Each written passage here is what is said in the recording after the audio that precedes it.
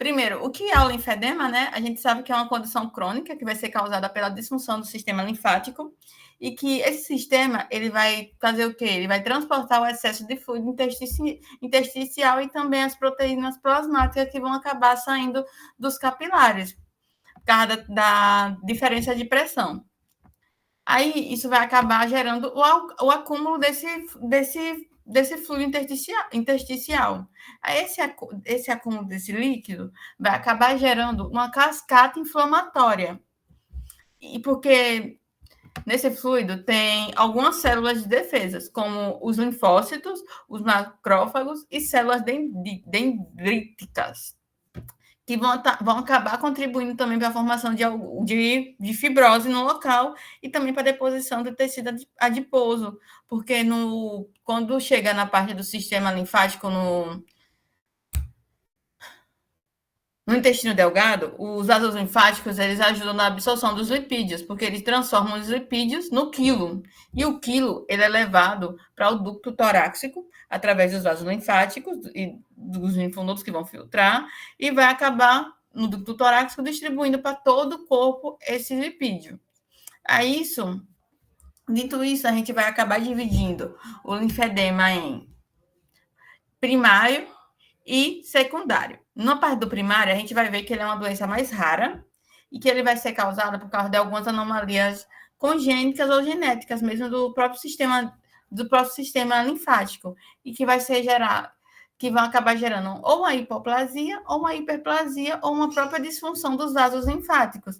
Aí, essas alterações vão acabar levando a um comprometimento parcial ou total da drenagem linfática. Aí, dentro dessa classificação, tem a subclassificação, que é a parte congênita, precoce e tarda, que vai explicar a etiologia, o que causa o linfedema. Quando é o congênito, vai ser quando o paciente ele vai apresentar desde o nascimento, né? Aí vai estar associado à doença de... Você imagina eu falando Mallory, mas é Milroy, entendeu? Milroy, é porque eu não sei falar. Aí eu sei que ela vai estar ligada à mutação do gene FLT4, que vai acabar causando um retardamento ou um atraso no desenvolvimento dos vasos linfáticos. E tem também a forma precoce, né, quando eu falei a vocês, que é a doença de Meige. Aí a doença de Meige, ela vai ser antes dos 35 anos, aí ela vai ser relacionada à mutação de outro gene, é o FOXC2, que ele vai regular também o desenvolvimento dos vasos linfáticos e também daquelas válvulas nervosas. Então, não vai ter aquele fluxo reverso. E tem o tardio, que é o tarda.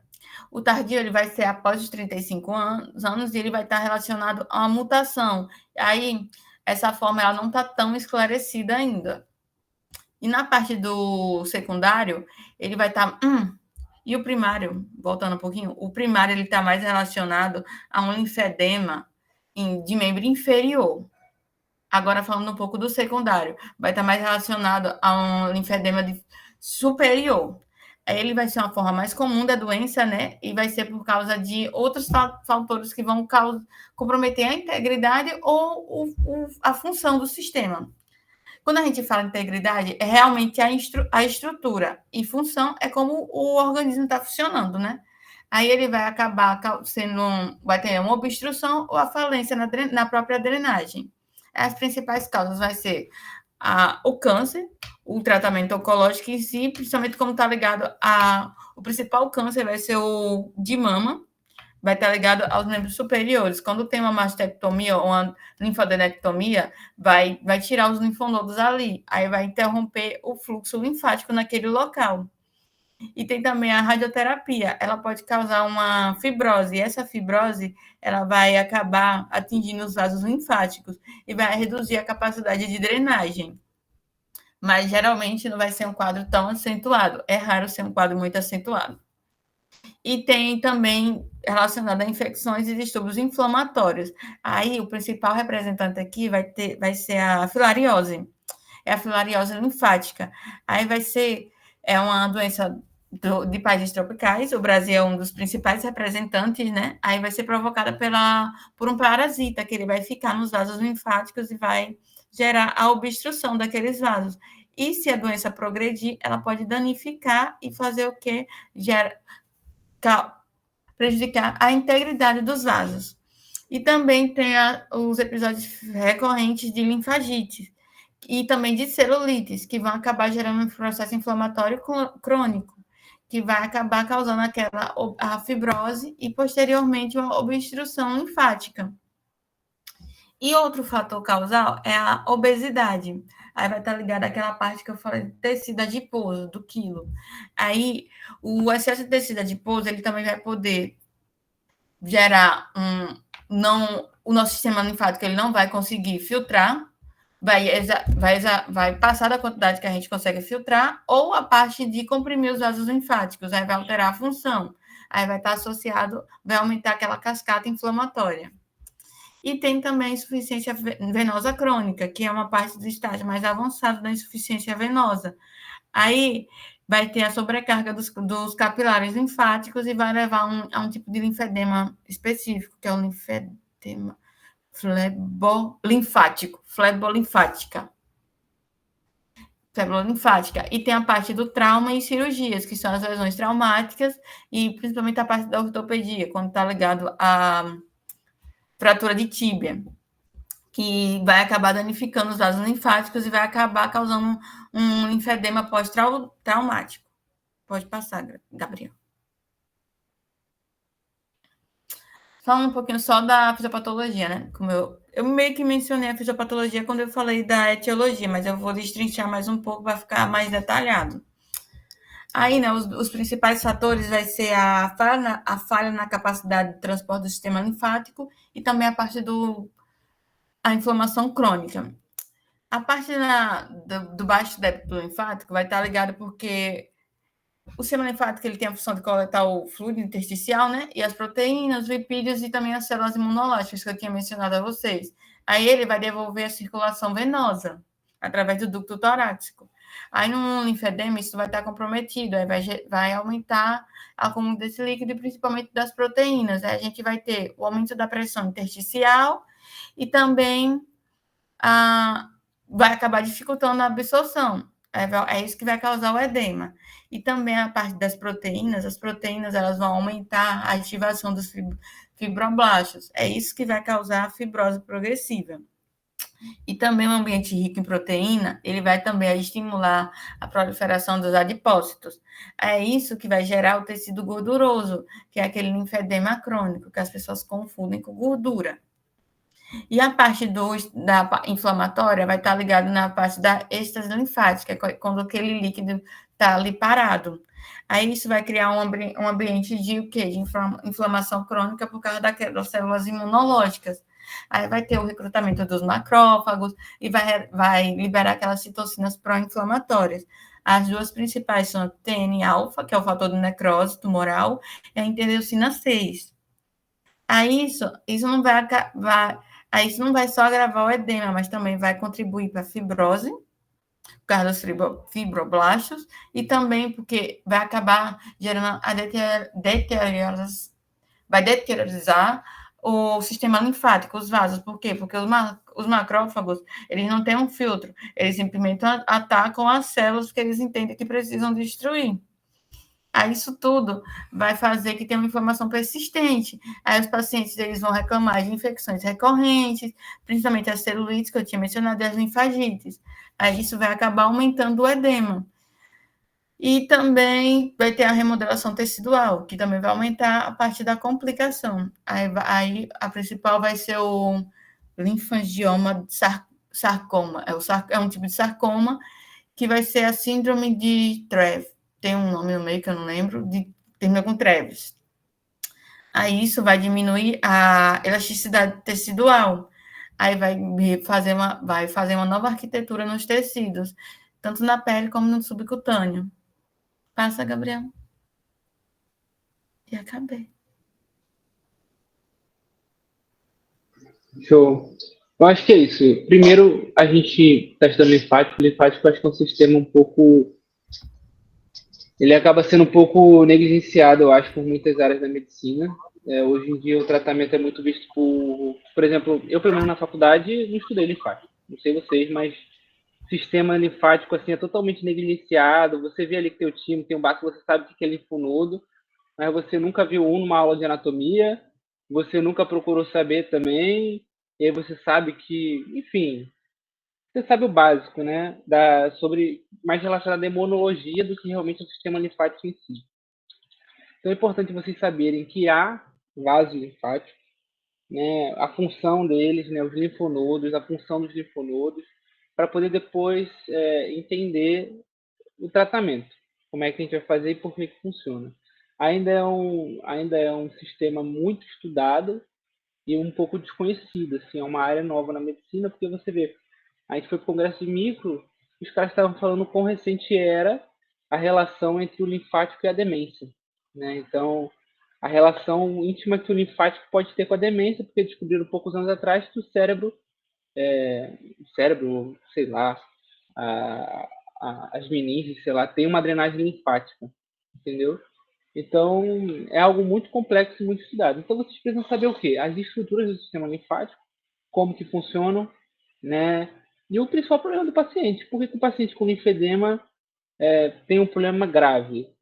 Não é só estar inchado, sabe? Você tem ali um acúmulo de líquido, o paciente fica propenso a várias infecções recorrentes, o paciente geralmente já tem a pele toda arregaçada, entendeu? O paciente, pô, não tem uma qualidade de vida boa, às vezes não consegue andar direito. É uma bosta. E hoje em dia o tratamento que eles fazem é só elastocompressão, né? No Brasil, pelo menos, assim, o padrão ouro, assim, dos vasculares fazer, eles fazem um tratamento ali de elastocompressão, massagem e tudo, para reduzir, realmente reduz o edema, o linfedema, né? Mas existem outras possibilidades, principalmente como é do estágio precoce, existem outras indicações.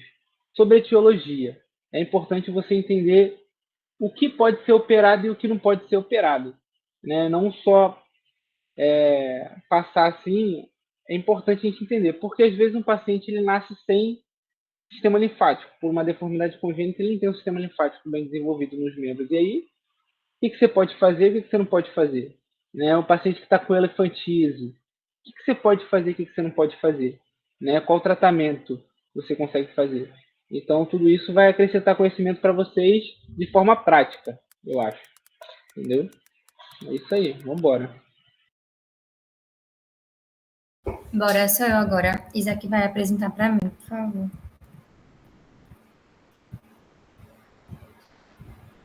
O meu tem alguns slides, né? Porque são muitos capítulos, mas eu vou tentar ser bem breve, prometo. Aí, valeu, Isaac. Bom, no primeiro slide, eu fiquei com a parte clínica, a imagem. Aí, começando com a parte clínica, pode passar. Primeiro, a gente começa com a anamnese, né? Que é muito importante. A gente entender o que foi que causou, se o paciente já tinha algum fator de risco, tudo que Duda já comentou. E também se tem alguma contraindicação para tratamento, que também é uma maneira da gente avaliar na anamnese. E aí a gente tem como fator de risco principal a radiação de mama, né? No membro superior, e nos membros inferiores a gente tem algumas infecções de pele, como a erisipela, que a gente vai ver falar algumas vezes. Pode passar também. E aí tem em relação à etiologia, que basicamente o que a gente precisa saber nessa parte é que a gente não precisa saber a etiologia para instituir um tratamento conservador, mas a gente precisa saber a etiologia se a gente quiser operar esse paciente. Então, no próximo slide, ele vai falar um pouquinho sobre as comorbidades que o paciente pode ter, que pode estar relacionado a isso. Então, por exemplo, um cisto de Baker, ou então uma disfunção hepática, uma disfunção renal, enfim, várias doenças que tem aí. E também, na próxima, tem em relação às medicações em uso, que elas podem exacerbar o linfedema, mas podem também causar o linfedema. E aí são várias medicações, como medicações para diabetes, para pressão alta, medicações os homeoprazols aí da vida. Então, são bastantes medicações, medicações hormonais também, enfim. E tem os testes de triagem, que a gente vai fazer principalmente quando a gente tem uma dúvida diagnóstica. Então, o paciente trouxe uma história, trouxe a parte clínica que eu ainda vou falar, mas ainda não foi suficiente para a gente determinar. Então, a gente pode pedir exame de sangue, a gente pode pedir ureia, função tireoidiana, função hepática, para que a gente consiga entender se aquele paciente realmente tem um linfedema e quais são as causas que podem ter ocorrido, enfim. E uma outra coisa que o livro fala também, que eu achei interessante, é no próximo slide sobre a observação funcional daquele paciente. Então, no momento que o paciente entra na sala para a gente consegue avaliar, tanto na extremidade inferior quanto superior, se aquele paciente está tendo uma movimentação adequada, porque às vezes o inchaço, a rigidez daquele local pode atrapalhar. Então, ele está mancando, ele precisa de bengala, ele consegue movimentar as pernas adequadamente, os braços, enfim. E no próximo slide tem a parte da característica clínica, que é o que aquele paciente vai apresentar. O primeiro é o edema, principalmente edemas de extremidade são os mais comuns, ou seja, em braços e pernas, mas ele pode acontecer na face, no pescoço, no tronco, ali no peito e também nas áreas genitais. De que maneira a gente pode investigar o edema? Às vezes, só olhando para o paciente a gente consegue ver, como por exemplo nesse caso, mas tem alguns edemas que são um pouco mais sutis. Então, o paciente tira o relógio, tira um anel, você vê que tem uma depressão ali na região, e isso também pode ser indicativo. Geralmente, em relação aos sintomas, é uma condição indolor, mas não necessariamente ele pode ter dor, né? Então, ele pode ter dor, ele pode ficar sensível quando a gente toca, ele pode sentir como se ele estivesse carregando um peso. Esse paciente, ele relatava isso. A região pode ficar, além do inchaço, né? Pode ficar firme, pode ficar mais rígida. E no próximo slide vai falar sobre quão é importante a gente medir esse edema, porque conforme o edema vai estabilizando, a gente consegue alterar o tratamento do paciente. Então, no início, se a gente tinha um tratamento mais agressivo, diariamente, uma compressão, conforme vai estabilizando, a gente vai diminuindo a frequência ali da compressão, por exemplo, enfim. E aí, no próximo slide, vai falar quais métodos a gente tem de medir o edema. Então, a gente tem um primeiro método, que é o de deslocamento de água, que eu vi que é um método baseado no princípio de Arquimedes, que a pessoa vai colocar, né, a mão dentro de um recipiente cheio de água, a água que cair para fora vai ser pesada, seria a quantidade de líquido que ele tem ali no espaço líquido livre no corpo. E no membro, na verdade. Só que na verdade, é o volume do membro todo. Não é só o líquido livre, nesse caso, é o volume do membro todo, entendeu? Ah, é? Ele vai medir o volume do braço todo? Sim, porque é o quanto. Quando você coloca o braço dentro da água, você desloca toda aquela quantidade que entrou no seu braço, entendeu? Então, ali dentro tá osso, tá tudo. Se for só colocar na água, né? Se não for fazer mais nada. Aí acaba vendo o volume do membro todo. Ah, entendi. Obrigada. E aí... Mas aí, como geralmente é unilateral, você consegue ter uma comparação, entendeu? Com o membro sadio. Essas medidas, esses métodos, isso foi importante que você falou, que a gente sempre vai avaliar comparando os membros, né? Porque a diferença por exemplo, essa medida circunferencial, que na verdade é a mais usada, né? Ela é justamente para a gente detectar a simetria. Só terminando do deslocamento de água, eu vi que ele tem muitos, assim... no livro fala como se fosse o padrão ouro, mas eu vi que tem, assim, muitos empecilhos. Por exemplo, se o braço é muito grande, às vezes não tem recipiente adequado. Se o paciente tem uma ferida aberta, não vai poder colocar dentro do pote, enfim. E aí, em relação à medida circunferencial, eu vi que tem alguns padrões que a gente tem de medir. A gente precisa medir dos dois lados, né? Então, a gente vai fazer... tem vários padrões, assim, várias fatias que a gente consegue fazer do membro. Aí eu achei muito interessante em relação ao cotovelo, a distância do cotovelo. Então, do cotovelo para cima seriam 15 centímetros, a gente marca, e do cotovelo para baixo, 10 centímetros. Aí a gente mede também os punhos e as metacarpofalangianas, e aí a gente consegue comparar os dois lados. Esse outro método seria a perometria. Eu vi que ele vai fazer como se fosse uma avaliação em 3D do membro daquele paciente. E aí, justamente, essa avaliação 3D, ela já tem um pouco mais de sensibilidade. Então, os pacientes que estão ali começando ainda o linfedema, a gente já pode detectar. E também tem essa espectroscopia, que é como se fosse, assim, tipo eletrodos, assim, mais ou menos. E aí, ele vai conseguir medir também a quantidade de edema. No próximo slide, o livro vai trazer uma tabela que basicamente vai mostrar, comparando, né, esses métodos. Então, tem métodos que são mais caros, como, por exemplo, a perometria que eu falei, essa essa parte elétrica. Só que tem métodos que, por exemplo, apesar de serem mais baratos, eles são melhores em relação à avaliação. O paciente ele consegue avaliar, por exemplo, em casa, se estiver viajando, enfim. Aí tem esses prós e contras. E o mais usado hoje é a circunferência. E no livro tá como padrão ouro a questão da água, mas o mais usado é a circunferência mesmo. Outra característica clínica é em relação às condições de pele que podem estar associadas ao linfedema. Então, aquele paciente, muitas vezes o inchaço vai promover uma pele mais seca. Então, o paciente ele pode ter doenças fúngicas, ele pode ter celulite, ele pode mudar a pigmentação da pele. Enfim, tem uma série de alterações que o livro traz, como cicatrizes, feridas, enfim. E tem um sinal clínico também que a gente consegue avaliar em relação ao edema daquele paciente, que chama de sinal de Stimmer. Então, a gente vai pregar, né, ali os dedos do pé e da mão do paciente e a gente vai ver o quanto de pele a gente consegue puxar. Se tiver dificuldade de puxar ou não conseguir puxar pele nenhuma, porque tá rígido, né, você provavelmente vai ter fluido ali, né? Então, pode ser linfedema. Mas, se você conseguir puxar normalmente, você não vai simplesmente dizer que não é linfedema por causa disso. Então, enfim. E próximo agora. Em relação à classificação.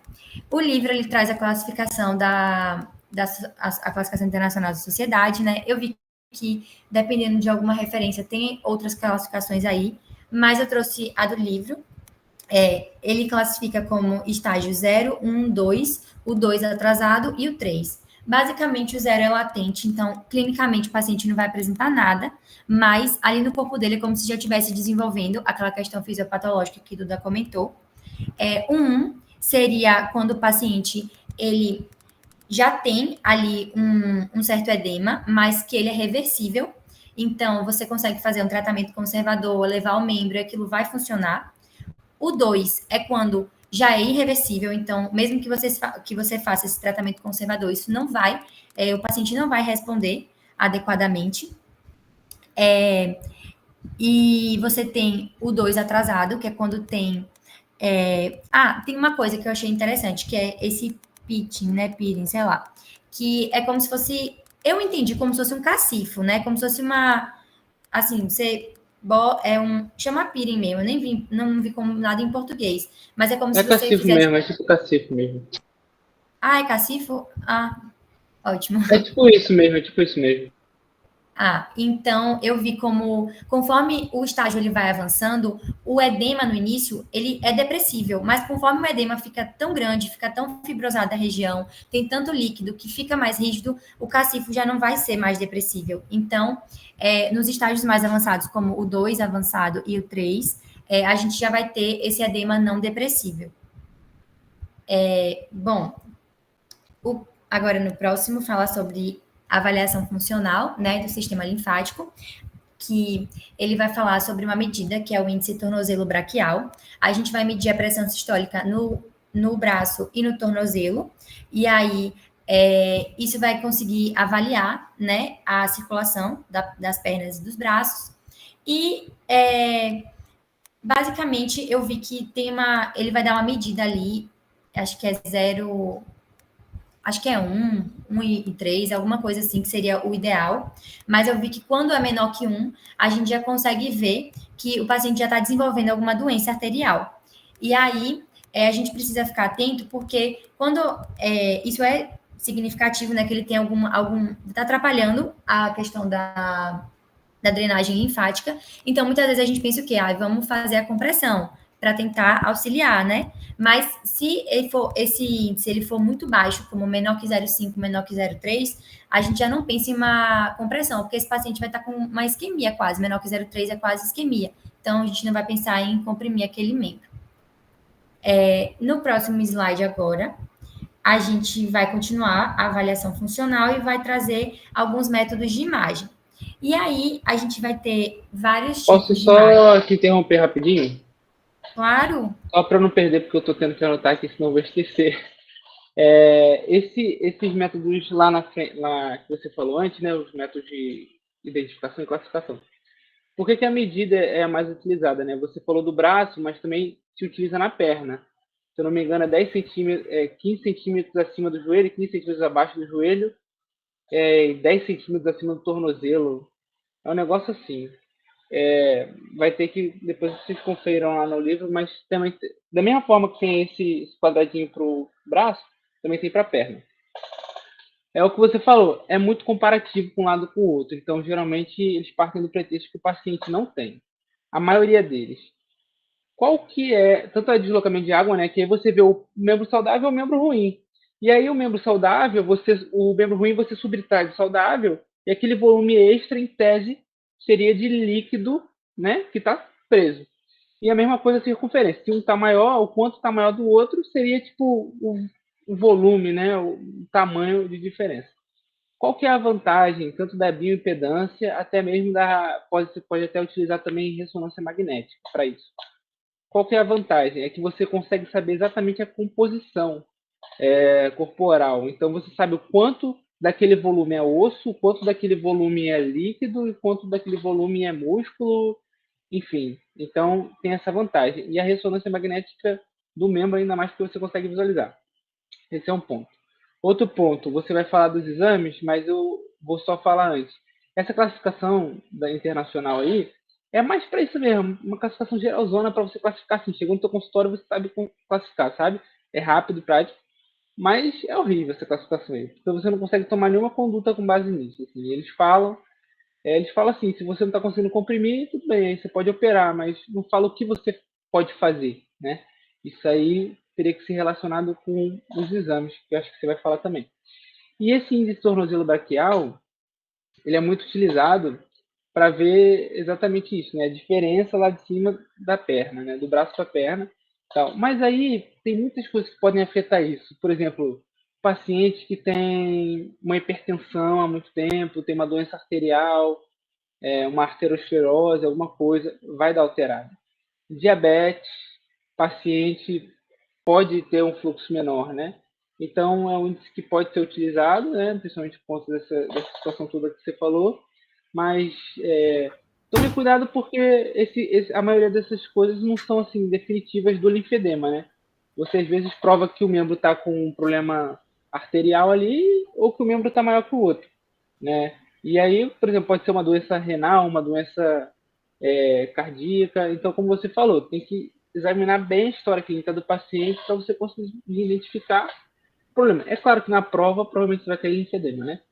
Mas na vida, às vezes, se vocês forem cirurgiões e forem para essa área, vocês vão ver que o paciente vem e você tem que identificar, porque você não vai operar um edema, um edema de renal, sei lá, achando que é linfedema, entendeu? É isso que eu queria colocar, a importância disso que você falou aí. Vamos embora. Isso, inclusive, quando o livro traz essas avaliações funcionais de imagem, ele traz justamente falando que 1/4 dos pacientes que são diagnosticados com linfedema, na verdade, eles nem têm linfedema, né? Eles têm obesidade, eles têm lipedema, ou eles têm alguma infecção ali no membro. Então, por isso a importância, principalmente, dos métodos de imagem. Aí tem a linfocintilografia, que eu ainda vou falar um pouco mais, a linfografia fluorescente, a ultrassonografia com Doppler, a ressonância e a tomo.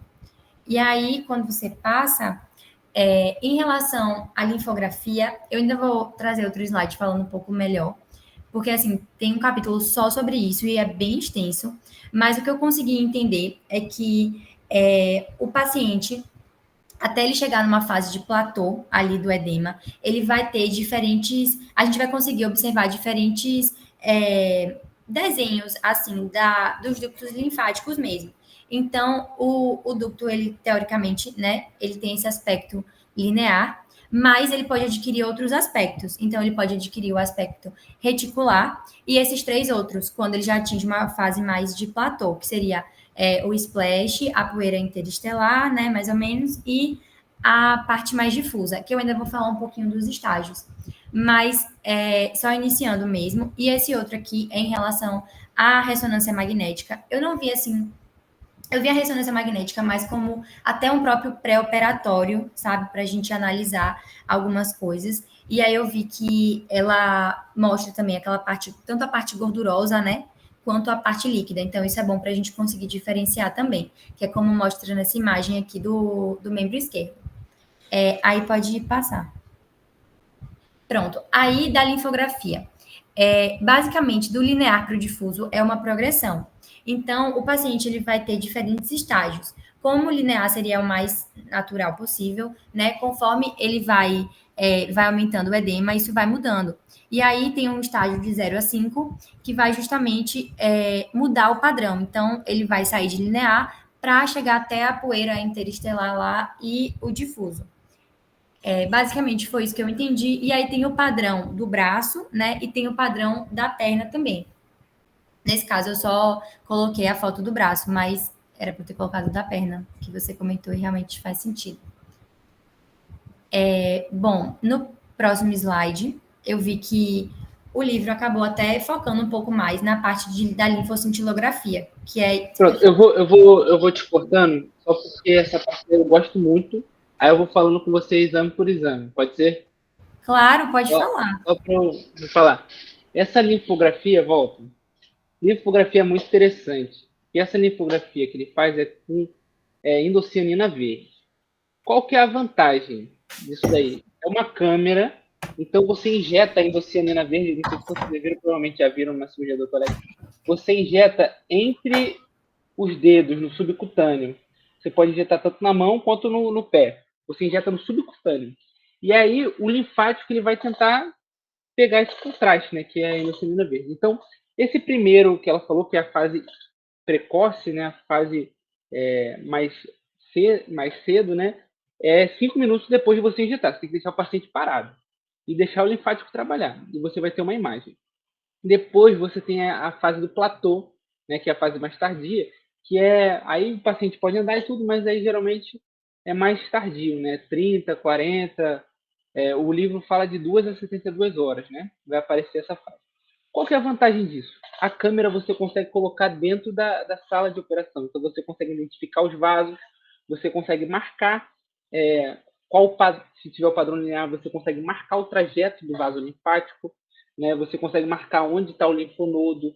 Então, isso daí, a vantagem é essa. Você serve tanto para esse estadiamento aí, que ela mostrou, né? Essa classificação, quanto para dentro da cirurgia te auxiliar a achar o vaso linfático, que às vezes é muito difícil, e tem alguns métodos que precisam disso no meio da cirurgia, né? É o vaso linfático e o linfonodo. Então, essa é a principal vantagem. E tem esses padrões aí que aí vocês vão ter que estudar, mas notem que a primeira parte que perde, né, a primeira parte que começa a ter um padrão alterado é proximal. Então, apesar da gente às vezes achar e tal que o edema está começando na parte mais distal, mas no exame você perde primeiro o proximal. Então você vê que o splash começa perto da axila, do deltoide, e aí depois começa a virar stardust lá em cima e depois vai descendo. E aí lá em cima, o estágio 5 lá em cima está difuso, o stardust está no... Então prestem atenção nisso. Começa de cima para baixo a perda do padrão saudável, né? Acho que pronto. E aí o que eu queria falar sobre esse estágio é que, inclusive, esse estadiamento, né?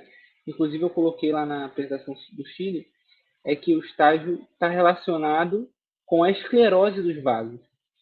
Então, conforme o vaso vai ficando mais esclerótico, igual um vaso sanguíneo mesmo, ele vai tapando, né? A parede vai ficando toda zoada. Acho que o slide que eu trouxe do Chile lá, eu mostrei uma foto dessa. Então, por conta disso que sai do padrão linear, que é o vaso ali tranquilinho, ele começa a ficar esclerosado, né? Até chegar no stardust e o difuso, que são irreversíveis, né? Você não consegue mais, em tese, voltar disso aí, certo? Então, até o splash aí, que seria o estágio 1, aí você ainda consegue ter uma volta. Mas por que fica assim? Porque os vasos ficam estenosados, né? Por causa da esclerose. E aí o conteúdo linfático, quando vem a pressão, acaba extravasando pro tecido subcutâneo. Show? Vamos embora, pode seguir. Beleza. Aí o próximo slide agora vai falar sobre a linfoscintilografia, que eu vi como recomendação médica mesmo, que se faça esse exame como se fosse um exame assim padrão. Eu realmente não sei se na prática isso é realmente feito aqui no Brasil, mas o que eu entendi é que a imagem ela é importante não é para identificar o linfedema também, mas para ver o quão profundo, né, ele vai estar.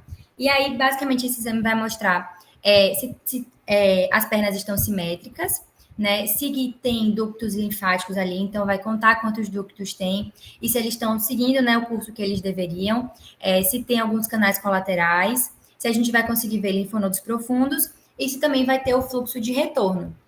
E aí, o que eu entendi desse exame é que na cintilografia a gente vai injetar, né, a substância, e aí quando injeta, é como se ele, normalmente, né, a pessoa tivesse até 30 minutos para a gente conseguir visualizar as estruturas. E aí, geralmente, as pessoas que têm linfedema, elas chegam a demorar 2 horas. Então, assim, quando já passa de 120 minutos, a gente já considera que tem um atraso ali, então é algo já de se investigar. E aí, ele vai estadiar ele vai usar o estadiamento de Taiwan para poder ver o grau, né, de obstrução que aquele paciente tem. Então, o L0 seria que o paciente não tem obstrução. Então, você vê, os linfonodos proximais estão normais, como na tabela está mostrando, os ductos linfáticos estão lineares, não tem fluxo de retorno, né? O fluxo reverso. Aí, já nas obstruções parciais, como P1, P2 e P3, a gente já tem uma redução daquele linfonodo proximal, que Marcos acabou de comentar. Aí a gente já consegue visualizar, ou não, depende, né, a questão dos linfonodos intermediários. Aí tem a questão dos ductos, que eles não estão mais lineares, às vezes a gente nem consegue mais visualizar por conta do edema mesmo.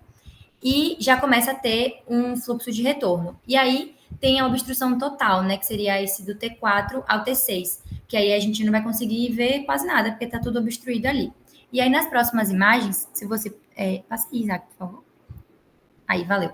Aí tem mostrando, né? Por exemplo, aqui é o LO, essa primeira imagem da esquerda, esse depois de 5 minutos, aí depois de 2 horas, tá vendo? Aí só depois de 2 horas a gente consegue observar lá em cima os linfonodos mais proximais, enfim. Aí esse é o L0, não tem obstrução nenhuma, a drenagem tá normal.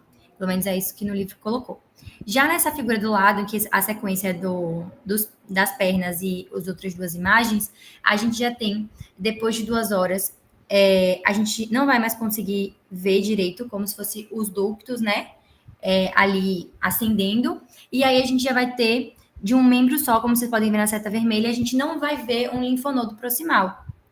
Então, a gente já começa a não visualizar mais algumas estruturas. Aí pode passar também, por favor. Aí nessas outras imagens, aqui já é uma obstrução parcial, mas de grau P3. Então, como vocês podem ver, depois que as horas vão passando, a gente já começa a ter até a coloração, ela vai mudando. Isso pode ser também por conta de canais aleatórios que eles vão tentando formar também. E aqui é o T4, que seria a obstrução total, né? Mas num grau inicial, que é o T4. E aí a gente consegue ver aqui no membro superior que tem bastante obstrução. A gente não consegue ver nada praticamente. Não consegue ver linfonodo profundo, não consegue ver a questão dos ductos, dos canais. Enfim, basicamente, acho que é isso. Passa para o slide, por favor.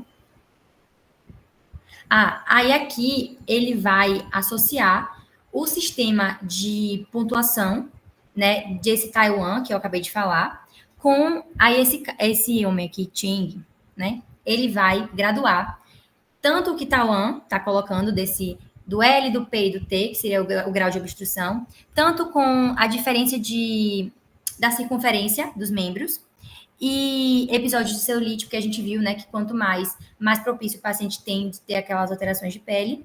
Por que ele faz isso? Porque, basicamente, graduando tudo isso, juntando tudo isso, ele vai conseguir determinar o tratamento do paciente, que ele acha melhor. Então, por exemplo, se o paciente está suscetível ou não de fazer, por exemplo, um transplante de linfonodo. Então, segundo o Ching, ele fala, né, que... Meu Deus... Não dá pra falar Ching, não, gente. Eu sou baiana, pelo amor de Deus. 2 e 3 já é mais passível, né, da gente fazer uma abordagem menos conservadora, uma abordagem cirúrgica. Aí foi isso que eu vi É muito, assim, são muitos capítulos, essa parte de clínica e imagem, então eu tentei resumir, porque realmente é muita coisa. Então, acho que vale a pena dar uma olhada até com calma, porque são muitas tabelas, muitas classificações. Mas eu não sei, Marcos, você acha o que, assim, que eu fiquei bem na dúvida, sabe, do que colocar? Não, eu acho que assim, os principais exames é linfocintilografia e linfografia com endocianina verde. São os principais. Mas tem a terceira e tem a ressonância também que vai auxiliar, mas esses são os principais. O que eu acho que vocês têm que estudar isso a fundo, porque vai ajudar você a entender o mecanismo da patologia, a fisiopatologia e entender os graus. Eu acho que essas classificações são importantes. Por exemplo, Schengel. Qual que é o interessante do Schengel? Esse cara aí, ele pegou a diferença, a porcentagem, na verdade, da diferença circunferencial. Então, por exemplo, um membro está com 10 centímetros, o outro está com 9. E fez essa graduação. E aí, por exemplo, esse membro que está com 10, o outro está com 9, então tem uma diferença aí de, sei lá, 10%, ou 9%, sei lá. Enfim, ele estaria entre o grau 0 e o grau 1 de Schengel, certo?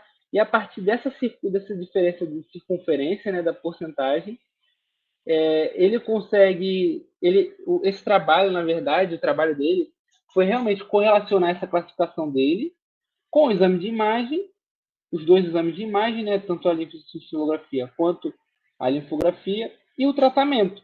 Então, ele tentou, nesse artigo que ele fez, que não é essa imagem não, mas ele tem um artigo que ele fez, ele tentou mostrar que com a medida circunferencial, você consegue falar o tratamento, entendeu? Então, simplesmente com a medida circunferencial e com a clínica, nesse caso ele usa episódio de celulite, você consegue mandar o tratamento. Show? Então, isso eu acho importante, vocês entenderem como é que funciona essa medição, onde é que mede, e entender os exames. Endocianina verde, já falei. Vou falar só um pouco de linfocintilografia, porque eu sei que é muito complexo ficar falando de exame, mas eu acho interessante. Qual que é a principal diferença? A linfocintilografia, ela é o padrão ouro. Né? Ela foi introduzida lá em 1950 e ela é o padrão ouro para o linfedema. Por quê? Porque ela fala o status funcional do membro inteiro. E ela não precisa ser comparada com o membro contralateral. Quer dizer, é comparado, na verdade, com o membro contralateral, né? Mas se você vê um defeito, né, se você já faz com pessoas saudáveis, você vê que tem alguma coisa diferente. Entendeu? E aí você pode ter... Mas, geralmente, os métodos de classificação são comparação. Não tem jeito. É comparação, mas aí se o paciente chegar, você já sabe que ele tem um problema bilateral, aí é outra coisa. Qual que é o lance? Você consegue ver o status funcional. Qual que é o mini problema dele? Mini problema. Que o contraste que usa é o Tecnest, 99M. É o contraste que usa. E aí é radioativo. Então, só aparece contraste por conta da radiação que esse contraste emite, entendeu? E eu não sei se fazem realmente, mas em tese você tem que fazer, seria o padrão ouro. E aí você vê que é sempre de proximal para distal, eu acho importante saber disso, saber que você consegue dizer mais ou menos onde é que é o trajeto, se tem linfonodo, se não tem isso, vai ajudar na conduta. Esse dermal backflow aí é um fluxo reverso, mas é quase como se fosse uma regurgitação. Vocês têm que imaginar que assim, o vaso linfático não está aguentando, está esclerosado, está zoado, pum, aí acaba extravasando, entendeu? Se der um backflow é isso, extravasa para o meio. Então, você perde o linfonodo porque não consegue chegar no linfonodo, né? O contraste, e aí você vai perdendo o linfonodo, você perde os vasos, e aí depois nessa parte onde perdeu começa a extravasar, e aí vai descendo isso, até chegar um momento que a perna toda está tomada, e depois não aparece mais nada na perna porque está tudo fibrosado, o contraste não sai do pé. Entendeu? Essa é a ideia. Você vai chegar a falar um pouco sobre a ressonância magnética ETC ou não? Não, acabou aí a minha apresentação. Eu vi mais como a ressonância era mais para aquela imagem mesmo, para diferenciar em relação à parte gordurosa da parte líquida e para a gente fazer isso pré-operatório. E eu não achei nenhuma foto de ultrassom no livro, e aí como eu fiquei mais baseada nele, eu acabei não pegando mesmo, mas acredito que a gente deva fazer até ultrassom, né? Ultrassom acho que não faz não, viu? Nunca vi não, ultrassom. O que É? eu vi o que eu pesquisei foi ressonância. TC também, tomografia, serve de quase nada. Você vai achar ali um linfonodo, é mais quando você vai operar, por exemplo, fazer um retalho inguinal, você ter certeza que tem linfonodos da cadeia profunda, para você não causar um enfedema secundário à sua cirurgia. Uma coisa interessante eu acho é a ressonância, mas a ressonância é cara, ninguém faz tal. Porque a ressonância, cara, você consegue fazer uma reconstrução do membro, você usa um contraste também que é de hemoglobina, sei lá, né? Mas aí você consegue ver exatamente onde está acumulando líquido e você consegue fazer uma remonta do linfonodo, assim. Você consegue, tipo assim, onde é que está o vaso linfático, onde é que está o linfonodo, e aí você consegue, tipo, marcar com base, você faz umas medições, assim, pô, aqui é a inserção de tal músculo, aqui é a inserção de tal músculo. E você consegue marcar exatamente onde é que você tem que operar, entendeu? Mas aí você tem a endocelina verde para isso que você consegue ver. E hoje em dia as câmeras estão de altíssima qualidade. Inclusive tem microscópio que é um filtro. Você aperta um botão e aí você começa a ver a endocelina verde.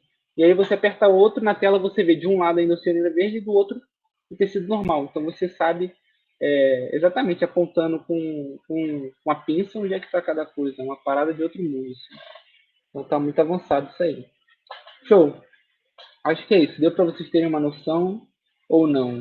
Ou falei demais? Eu acho que deu, viu? Se não deu também, o livro está aí. Eu acho que dá para depois pesquisar, porque essas classificações vão cair na prova com certeza. E eu gosto disso. Eu gosto dessas classificações.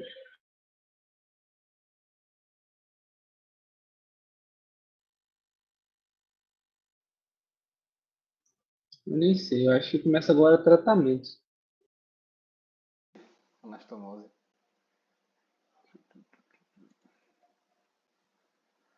Bom, vamos lá para o tratamento de linfedema, anastomose venolinfática e da transferência lá de linfonodos.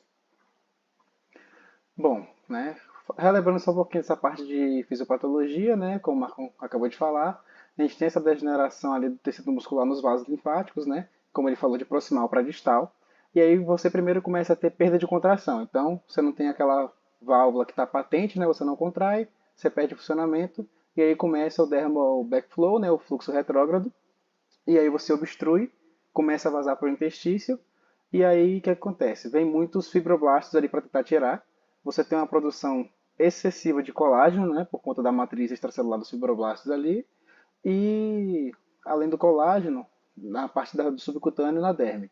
E aí você evolui com fibrose e também com a celulite da região. A anastomose linfovenosa, né, primeiro ela era tida como um linfoveno bypass, né, que era um procedimento que eles consideraram um pouco inferior, porque era muito difícil, né, também com os métodos de diagnóstico ali, você não conseguia achar muito bem os vasos linfáticos. E além disso, você tinha uma anastomose que você colocava numa veia que ela tinha uma pressão muito grande. E nisso você tinha meio que um fluxo reverso, né? Em vez do linfonodo drenar ali o vaso linfático para a veia, você tinha o reverso e aí você rompia com a anastomose. Então, a gente tem que a anastomose linfovenosa é basicamente um aprimoramento do bypass, né? Porque você faz com vênulas, né? E também veias de menor pressão, que são as veias subdermais. E aí você também utiliza, grande parte das vezes, vasos linfáticos que estão mais distais, né? Que geralmente eles estão menos afetados pelo linfedema. Geralmente são vasos ali da casa dos 0,8 milímetros. E as indicações, né, quando você tem estágios mais iniciais do linfedema, sobretudo na parte do membro superior, né, que o livro traz, e quando você não consegue fazer de forma isolada, você pode ir associar com a transferência de linfonodos. Aqui são os tipos, né, de anastomose. A gente pode fazer ali a término terminal, né? Esse marrom aqui é o vaso linfático e azul a veia. Aqui eu vi que nessa forma aqui, toda vez que a primeira palavra que vem, tipo aqui end to side, né? No caso, o fim da. Não, aqui é side to end. No caso, o lado do vaso linfático com o fim da veia.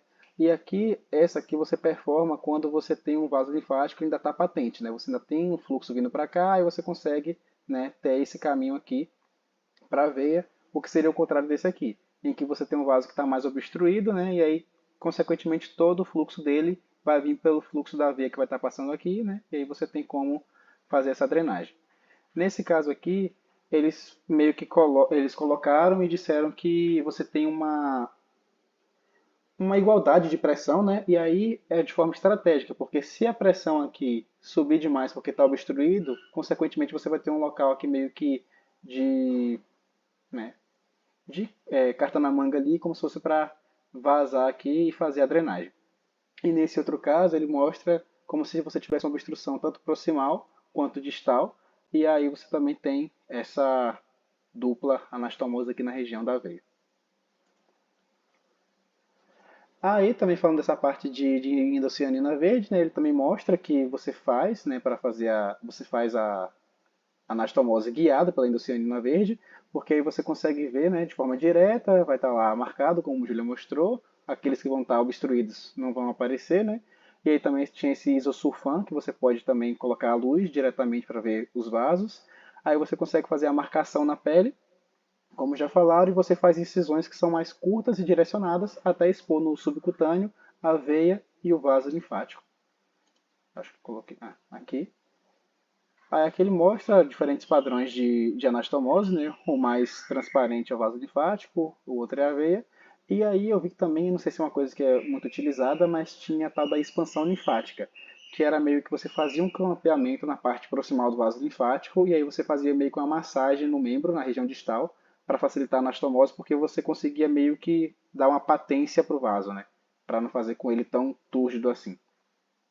E depois, por exemplo, quando o fluxo fosse voltar ao normal, você poderia, por exemplo, perder essa anastomose. E depois também mostra que você faz a avaliação da patência do fluxo, né, com a endocianina verde. E de pós-operatório, eu vi que, como o Marcão tinha falado, né, nessa parte de compressão mecânica, é uma coisa que eles enfatizam muito, por pelo menos 6 semanas ali, você tem que fazer. Em caso de você ter um paciente que está sendo refratário à compressão mecânica, você pode usar um vasodilatador, né, de SOS, e aqui ele mostra de resultados, né? Você tem uma redução de 45%, né, a 61% na circunferência do membro, quando você faz a anastomose, o que iria equivaler ali até uns 8,5 centímetros, mais ou menos, de circunferência. A parte de anastomose foi essa. Quer falar alguma coisa, Marcão? Vou só comentar. É isso. Essa parte de tratamento é bem direto ao ponto. Eu acho que é importante vocês verem as indicações. Geralmente a indicação de anastomose linfovenosa é bem realmente, como você falou, nos estágios iniciais. Para a gente aqui não chega em estágio inicial, porque eles ficam tentando elástico de compressão, ou o paciente simplesmente só está inchado a perna, vive com isso, vai tendo celulite, principalmente, enfim. Não é muito também uma cirurgia muito difundida. Eita caramba, apareceu um negócio no computador. Peraí, do nada. Pronto, fechei. Não é uma parada muito difundida também, esse tipo de tratamento. Mas, cara, para mim é uma parada sensacional. Pô. Você vai fazer uma incisão, às vezes, desse tamanho. Você identifica o vaso. É tecnicamente difícil, porque é uma sutura muito pequena. O vaso linfático é menos de 0,5 milímetros. É uma parada bizarra. Para você ter noção, vocês que já dissecaram, quando você passa da epiderme e entra ali na derme para o subcutâneo, você rompe uns vasinhos que sangra. São essas vezes que são utilizadas para fazer anastomose.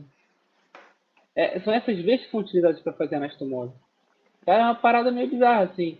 Mas aí, tipo assim, você vai fazer... Até numa cirurgia você consegue fazer várias dessas, se você quiser. Porque não precisa ser aquelas que parece um cabelinho? Aquelas bem fininhas? É o que quando você rompe a pele, quando você rompe a pele, depois que passou da pele, entrou no subcutâneo, você tem aquela camada mais fibrosinha da derme que você corta e sangra. São aqueles vasinhos ali, você vai cortando e vai fazendo. Um pouquinho mais profundo, mas é daquele tamanhozinho, pô. É um bagulho muito pequeno. E é isso, hoje em dia você tem a tecnologia do microscópio, de você botar o endocrinina verde no meio da cirurgia, você consegue achar o que faz e faz com qualquer veia que tem lá, porque vai ter veia, tem de rodo aí. E ajuda, cara. Você vai ver a comparação, tipo assim, esse tipo de cirurgia, quando tem indicação, é bem parecido com a melhora de um resultado de linfonodo, só que o de linfonodo eu acho é mais vamos dizer, é mais fácil para o cirurgião, porque é algo que ele conhece, mas assim, pode dar um linfedema secundário, pode sei lá, enfim. Vocês têm que avaliar o pró e o contra. E uma coisa que eu acho legal disso aí é que tem esse efeito Venturi, né? Que quando você faz um lateral linfático, um terminal na veia, aquela zona ali, tem estresamento, você aumenta a velocidade e aí você cria um efeito de sucção, né? Então a veia acaba sugando o que está dentro do linfático. Fora que o linfático vai estar túmido, né? Porque já não está nada funcionando, vai querer fugir para algum lugar, vai fugir para lá. Outra coisa que eu acho legal comentar é essa outro tipo de cirurgia, que seria a anastomose também, que é da veia com o linfonodo. Então, às vezes, você não tem, o linfonodo não tem para onde escoar, e você consegue pegar o linfonodo e anastomosar a veia no linfonodo. E aí o linfonodo vai drenar direto para essa veia. Também não é vena linfática, assim, anastomose de veia com vaso, mas eu acho interessante também de pontuar aí. É isso aí. E as limitações, viu? Na última cirurgia, Gabriel achou o linfonodo, não foi, Gabriel? O vaso. Foi, tinha O lá, vaso, o Rui até o falou, vaso tente não linfático. cortar esses daí. Todo transparente assim. Da hora, nunca tinha visto não. Bem pequenininho. Interessante. Passei o bisturi, mentira, passei não. Às vezes no linfonodo você vê uma parada mais escura, né? Que às vezes tem um linfonodo mais ou menos. É legal. Não, pô, era um linfático, não era linfonodo, não. Era um vasinho mesmo. Parecia uma gosma. Não, vaso linfático pode lesar porque tem o conceito de axialidade, né? É como se fossem capilares.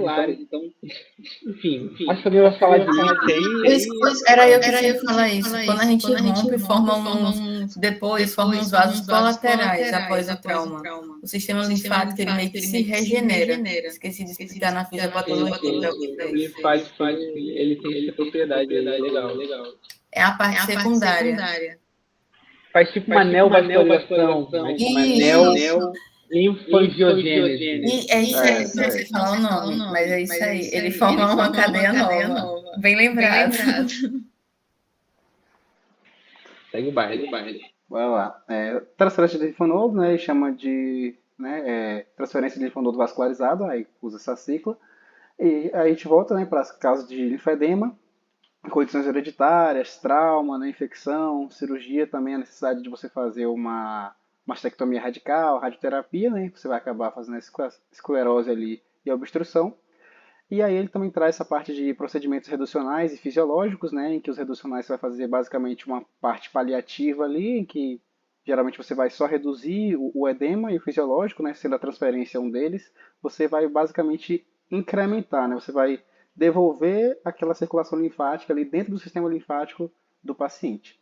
E a transferência consiste basicamente em você pegar uma cadeia de linfonodos que é sadia, você vai no membro com linfedema, incorpora no sistema linfático e aí vai voltar a promover essa drenagem. E aí ele traz duas teorias, que inclusive vai comentar o que vocês acabaram de falar, dessa linfoangiogênese. A primeira teoria fala que você pega os linfonodos e a arquitetura linfática e conecta com os vasos linfáticos no membro a ser drenado, né? E aí, como você tem uma pressão hidrostática ali, você faz com que os fluidos sejam absorvidos, né, depois que você faz a anastomose. E a outra teoria, mas isso aí no caso, por exemplo, você tem um próprio vaso. E a teoria 2, ela fala que você tem uma linfoangiogênese, né? Você transferir os linfonodos por si só já induz uma linfoangiogênese, né? Então, por capilaridade ali, você vai puxar e vai fazer essa drenagem. De indicações, eu estava vendo que era basicamente quando você tem comprovadamente, né, em estágios um pouco mais avançados e acaba que também quando você não consegue performar uma anastomose linfovenosa, né? E também quando você tem casos de oclusão total e celulite e fibrose que estão mais avançados. E as principais complicações de forma geral, né? Você perder o retalho, formar seroma e principalmente você causar um linfedema na área doadora. Aí, como não tinha tanta coisa assim no livro, e eu tentei ler os capítulos e trazer de forma rápida, e a gente vai ter que ver mesmo, e eu acabei trazendo um pouquinho, mas ser bem rápido de cada parte.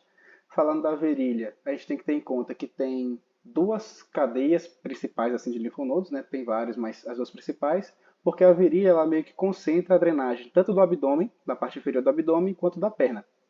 Então, você tem que ter em mente que você tem linfonodos que estão mais superficiais, que recebem da parte inferior do abdômen, e os linfonodos mais profundos, que recebem, né, da parte da perna, a parte que está ascendendo ali.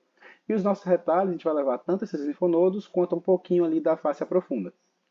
As principais limitações é que às vezes você tem que fazer um adegalçamento desse retalho, porque ele é um pouco volumoso.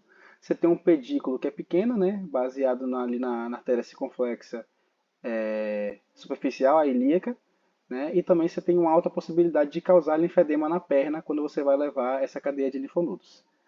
Em questão de técnica, né, o que você quer levar do pedículo é basicamente a parte que fica, né? Você tem que fazer uma incisão ali, próximo do pulso femoral, você tem a parte do triângulo, né? Do triângulo femoral, é o sartório, o ligamento inguinal e o adutor longo ali, você tem que explorar esse espaço, né? E depois você tem que tirar o pedículo, a sua perfurante ali, em uma área que está entre a circunflexa ilíaca superficial e a epigástrica ali inferior, né? Um pouco mais acima, próximo ali do ligamento inguinal, em que a parte dos linfonodos superficiais eles vão passar. Aí a parte profunda, você vai um pouco mais perto da perfurante em si, que está mais próximo dos vasos ilíacos e não tanto da parte epigástrica. E aí você faz uma dissecção que vai, primeiro você vai na parte distal, a gente consegue ver, né? Depois ele vai para a parte, não, proximal, depois da parte distal e depois que vai de lateral para medial. E aí você vai nesse ponto de coalescência, né, dos vasos ali da parte epigástrica com a parte ilíaca, e aí você levanta o retalho. Tem a parte também do submental, né, que você vai levar. Essa parte eu vi que a principal questão é você não lesar o ramo marginal da mandíbula, né, que está bem próximo ali, e você vai ter o seu pedículo baseado no ramo anterior da artéria facial. E essa artéria ela tem uma relação com a glândula, porque geralmente ou ela passa superficial à glândula, que é a maior parte dos casos, 70% dos casos, ou ela passa entre a glândula. Então você tem que meio que tirar uma cápsula da glândula ali, e aí você tem que ter muito cuidado também para não lesar a glândula toda. E você tem um retalho que ele está próximo ali, né, da linha mediana, a uns 5, 6 centímetros, como mostra essa imagem. Quando você vai levar a pele, uma coisa que eu esqueci de falar é questão de pele, esses retalhos. De forma geral, quase todos você pode levar pele. Uma coisa que ele fala, quase sempre, em todas as técnicas, é você vai levar pele, beleza. Porque você tem os linfonodos que estão contidos no subcutâneo, então você tem que levar. Só que você pode levar muito e levar pouco. E, principalmente em extremidade, pele sofre a ação da gravidade e às vezes fica muito pesado e você impacta nisso, fazendo a compressão do vaso e até mesmo impactando na sua própria drenagem. Então você tem que pesar essa situação, mas também pode levar e depois emagrecer o retalho. Aí nesse aqui, quando você vai levar a pele, você faz essa incisão mais em forma de elipse aqui, né? E a principal contraindicação é você ter tumor e metástase na região aqui, né, abaixo do mento. Em questão de técnica, você faz a marcação do retalho, né? Aí você primeiro incisa a parte superior da elipse, depois faz uma dissecção também de lateral para medial, abaixo do platismo ali, né? E aí você vai ver os vasos, faz a hemostasia geralmente um pouco mais próximo da mandíbula e também vai levar o retalho distal para proximal. Aí nesse caso, a gente vai ver aqui, né, mais amarelinho aqui os linfonodos, né? A gente também consegue ver aqui, e aqui o pedículo vascular, que vai ser esse aqui. E eu acho que não, essa imagem não mostra não a glândula. Tinha uma imagem que te mostrava. Mas essa aqui é uma variação que ela passa superficial. Aí é só contornar e conseguir fazer a dissecção. E as dimensões de 6 por 2,5 cm. Aí tem a parte também supraclavicular, né, que nesse caso tem uma cadeia de linfonodos que recebe drenagem também de diversas partes, até da parte dos linfonodos infraclaviculares, né? E aí o pedículo é a cervical transversa, né? Você pode usar as veias comitantes, e o que ele traz de interessante é que as veias comitantes, nesse caso, elas fazem parte da drenagem profunda. E aí você às vezes não tem tanto fluxo assim. E aí é muito comum você também usar a jugular externa, porque ela é mais superficial, né? Ela está na parte superficial, e aí você usa ela como pedículo, e não as comitantes da cervical transversa. Tem essas dimensões, né? E aí você tem, em questão de morbidade, geralmente você não causa muita morbidade, né, nessa área, pelo menos o livro fala isso. Você tem a vantagem de, de ser uma dissecção que eles consideram um pouco rápida e que você não, principalmente quando você quer cobrir, né, partes moles. E a principal complicação, principalmente quando você performa do lado esquerdo, é você fazer um quilotórax ali, né, e lesar o ducto torácico. Aí ele geralmente recomenda você fazer do lado direito. Só que aí quando você tem um linfedema do lado direito, aí que você faz e levanta pelo lado esquerdo. E nesse caso aqui, né, o paciente está em hiperextensão no pescoço, né, e aí você vai fazer essa incisão na parte supraclavicular aqui, também em elipse. E ela fala que geralmente a perfurante, a gente está vendo o ponto médio aqui, é porque a perfurante geralmente está no meio da clavícula, 1 centímetro a 2 centímetros acima da clavícula. A gente consegue ver o ponto, né? E aí você levanta o retalho, né, com os linfonodos e o subcutâneo, podendo também ou não incluir pele. É também disseccionado em direção ao platisma. Você vai para o plano profundo, vai fazer toda a dissecção, né, da cervical transversa, também da veia cervical transversa ou da veia jugular externa, nesse caso, e também de lateral para medial. E aí, às vezes, ele fala que, por exemplo, se você tiver um pedículo que é pequeno, você pode ligar o ramo profundo da cervical transversa e vai dissecando até a origem da parte superficial e faz as anastomoses. Aí tem os axilares, né? Que os axilares são bem complicados, assim, porque você tem 5 grupos de linfonodos. Você tem o lateral, o central, o posterior, o anterior e um que ele chama de apical. Os linfonodos que a gente quer para fazer a transferência são do grupo anterior e do grupo posterior. É basicamente assim. O lateral, ele vai drenar o braço e aí ele vai continuar como central. O central, ele drena as costas e ele drena as costas via grupo posterior. E aí ele vai partir para drenar, né, a região posterior ali, e o grupo posterior drena a região peitoral, né, via grupo anterior, e eles vão assim se entremeando, né? E o apical ele recebe drenagem do grupo central. E aí, como você tem o anterior e o posterior, que são meio que continuações, você pode aproveitar essas partes para poder fazer a transferência. Os vasos, geralmente são os vasos torácicos laterais, né? Às vezes, por conta de uma paciente receber muita radiação aqui, radioterapia, você tem que evadir. E aí você não usa a torácica lateral e aí você vai para um ramo da toracodorsal, nesse caso, ou até mesmo a subescapular. Porque geralmente é muito comum o vaso estar fibrosado, esclerosado, porque, né, o impacto da radioterapia ali causa isso. E o ponto-chave aqui é você não comprometer a drenagem do braço.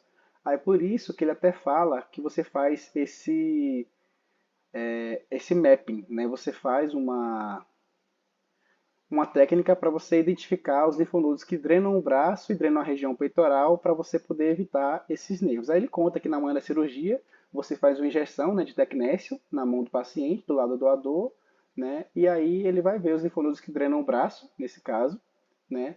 E ele também fala que você aplica indocianina verde na parede lateral do tórax. E aí ele compara. Ele meio que faz um tempo. Eu não entendi essa parte que ele fala que você conta 10 segundos, aí um tempo de um é 10 segundos do outro. Mas enfim, você injeta Tecnesse em um e você injeta indocianina verde no outro, e aí você vai comparar. E aí você vai ter a marcação dos linfonodos que drenam o braço, você não quer causar um linfedema aqui, então você vai evitar esses linfonodos, e aí você vai pegar o da cadeia anterior e da cadeia posterior. Eu acho que é isso, é mais isso mesmo. Por exemplo, o tecnécio em um e a indocianina em outro, por quê? Porque você consegue distinguir qual que está vindo de um lado e qual que está vindo do outro, porque são duas coisas diferentes. A câmera de indocianina verde não pega o tecnécio, entendeu? Às vezes o que é muito feito também é com azul de metileno. Se você consegue visualizar, você coloca algum tipo de azul de metileno, azul patente, alguma coisa, porque o linfático vai drenar isso, e aí você visualmente vai ver alguma coisa azul, e na outra você pode ver com a câmera. Entendeu? Agora esse negócio deve ser ele fala que o tempo de fluxo do retalho é diferente do fluxo do linfoma do sentinela, é uma coisa assim meio difícil. Aí uma coisa interessante aqui é que quando você for fazer dos axilares, ele é um tipo de linfonodo que ele requer um bom leito vascular para ele. E aí é muito comum, antes de você fazer a técnica de tirar o linfonodo daqui, você preparar o leito, quer seja na sua oral medial, ali, né, quando você vai colocar na panturrilha, ou quer seja em qualquer outra área.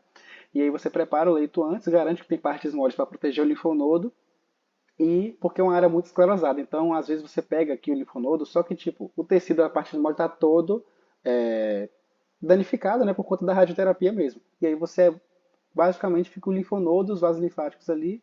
Então é um tecido que acaba ficando muito pobre, né? Então você tem que preparar o leito antes e fazer esse teste para você evitar causar um linfedema no braço. E aí você faz toda a técnica, né? Vai lá explorar aqui a região axilar, né? Bem na região um pouco abaixo da prega da axila mesmo, ali, uns 3 a 5 centímetros abaixo. Vai preservar o nervo toracodorsal, né? E aí você vai ter o grupo anterior sendo suprido pela toracodorsal, né? E drenado pela via torácica lateral, que vão ser incluídos no retalho. E é isso. Eles falam também que é muito comum você sacrificar nessa região alguns nervos intercostobraquiais, né, que passam para cá. E é isso. E a anatomia vascular dos vasos toracodorsais permite vários tipos de anastomose. Ele fala que é bem versátil. E depois você faz a endocianina verde para verificar, né, nesse caso, tá vendo? A viabilidade. E aqui ele mostra um tempo depois essa parte de linfoangiogênese. 7 linfonodos viáveis em uma área que não tinha nenhum, depois da transferência. E por último, é o do aumento, que o Dr. Alex falou que é uma coisa que ele também queria investir muito em questão de tentar fazer, porque possui a grande vantagem de você praticamente não causar linfedema nenhum nessa região onde você vai tirar, né? E também você tem uma grande variedade de linfonodos. Eles são baseados na gastromental, né? Tanto a direita quanto a esquerda, ali na grande curvatura do estômago. São vasos que são muito mais calibrosos em comparação a qualquer outro tipo de área doadora, né? Que seja axilar, supraclavicular. E você também tem vasos que eles são mais frágeis, né? Essa é a desvantagem. Tem vasos que são mais frágeis do que outros vasos do aparelho digestivo, por exemplo. Então eles podem ser muito mais superficiais e você pode acabar lesando, né? É um tecido também que você não tem como levar a pele, então você precisa de um enxerto, né, para fazer a proteção depois, para poder não ter lesão. E aí você tem indicação, principalmente quando você tem um linfedema muito grave, quando você não consegue ou está contraindicado, por exemplo, sei lá, você tem um tumor e não consegue levar o submental aqui, ou nenhum outro vascularizado, né? Aí você acaba usando do aumento. Nesse caso, também quando você tem um paciente que está em obesidade, né? E aí você acha que a parte que você vai tirar pode estar muito lesada também, você não tira, aí tira do aumental, que você pode fazer via aberta ou laparoscópica. A laparoscópica é muito mais utilizada. E eles também falam desses OLTs aqui, que eu não consegui achar a tradução, mas são linfonodos que de toda forma eles drenam a parte do peritônio. E geralmente são linfonodos que são muito melhores do que os linfonodos subpilóricos ali, né, que são o da parte da gastromental ali, que estão abaixo do piloro. E esses são esses que você leva no retalho, mas você pode abrir um pouco mais de incisão e acabar levando esses daqui. E aí, né, por via laparoscópica, você vai fazer toda a separação, todas as aderências que o aumento tem ali dentro da cavidade abdominal, leva as duas artérias, e inclusive tem alguns arcos das artérias que unem, que você pode levar também, porque geralmente você tem mais capilaridade, né, o que é melhor para o retalho. E nesse caso, uma diferença que é uma coisa que é muito importante é você fazer uma sutura por planos que é muito adequada, né, que seja boa, e você recompor a face, para você não causar uma hérnia quando você for romper ali a parte do abdômen, porque é muito comum você ter essa hérnia incisional depois que você perfura a face. Aqui seria o retalho, né, e aqui seria a diferença, né, no pós-operatório. E para finalizar, a parte das áreas receptoras, que você pode levar para muitas áreas, né? Para axila, punho, tornozelo, antebraço, panturrilha, enfim. Aí aqui em cada parte coloquei com quais vasos você vai fazer a anastomose, né? E geralmente é muito selecionada a parte da axila, porque é a parte basicamente que você tem mais lesão, né? Mais linfedema, porque você tem esse BRCL é uma sigla do câncer de mama relacionado ao linfedema, né? Você tem esses vasos lesados e aí você leva para lá e vai performar a anastomose para restaurar principalmente a drenagem aqui do braço. Você também tem o punho, né? Você vai fazer com os vasos radiais, mas às vezes você não usa comitante, você vai usar a cefálica. E ele fala que geralmente extremidade é uma área que você não tem muito linfedema. Tanto que eu coloquei aqui antebraço e panturrilha são áreas amplamente afetadas porque é muito comum você ter no meio do membro. Aqui, aqui. Agora, em extremidade, às vezes você consegue poupar um pouco, e aí ele até fala que você tem uma melhor dissecção e uma menor anastomose nesses casos, né, de extremidade, tanto aqui no tornozelo quanto aqui no punho. E você também está sujeito, como é a parte mais distal do membro, você tem maior pressão hidrostática. Com isso, você tem um maior fluxo para o vaso, você consegue drenar melhor. Só que nesse caso, tem que avaliar se o paciente tem doença vascular periférica, né? Porque ele pode ter varizes nessa região. E no tornozelo você vai usar os vasos tibiais posteriores, né? Tem as mesmas questões do punho, né? Em questão de extremidade.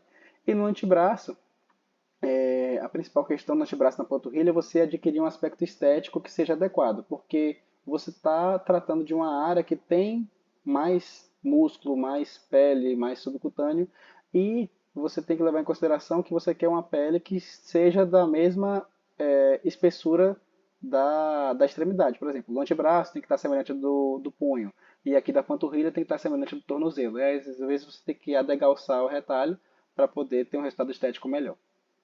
E é com a sural medial ou com a tibial posterior que você faz a anastomose. E foi isso. Show. Eu acho que são muitos detalhes.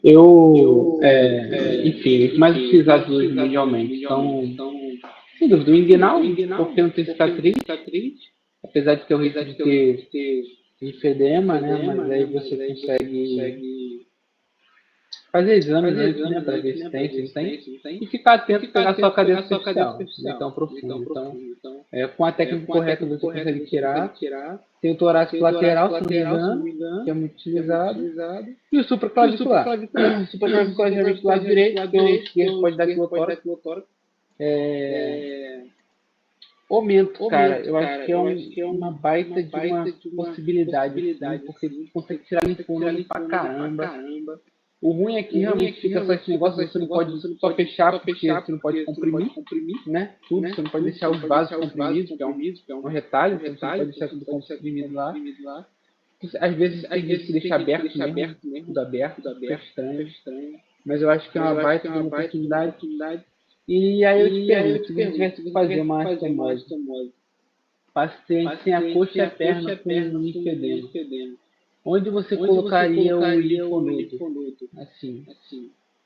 O paciente tem a perna com linfedema, vai onde você colocaria o linfonodo? A perna e o pé. Tibial posterior.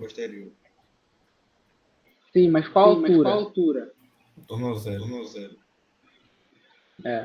Geralmente, apesar das extremidades não terem tanto linfedema assim, né, como você falou, Gabriel, a gravidade ajuda também a drenar, entendeu? Então, se você tem o membro todo, você vai fazer um retalho.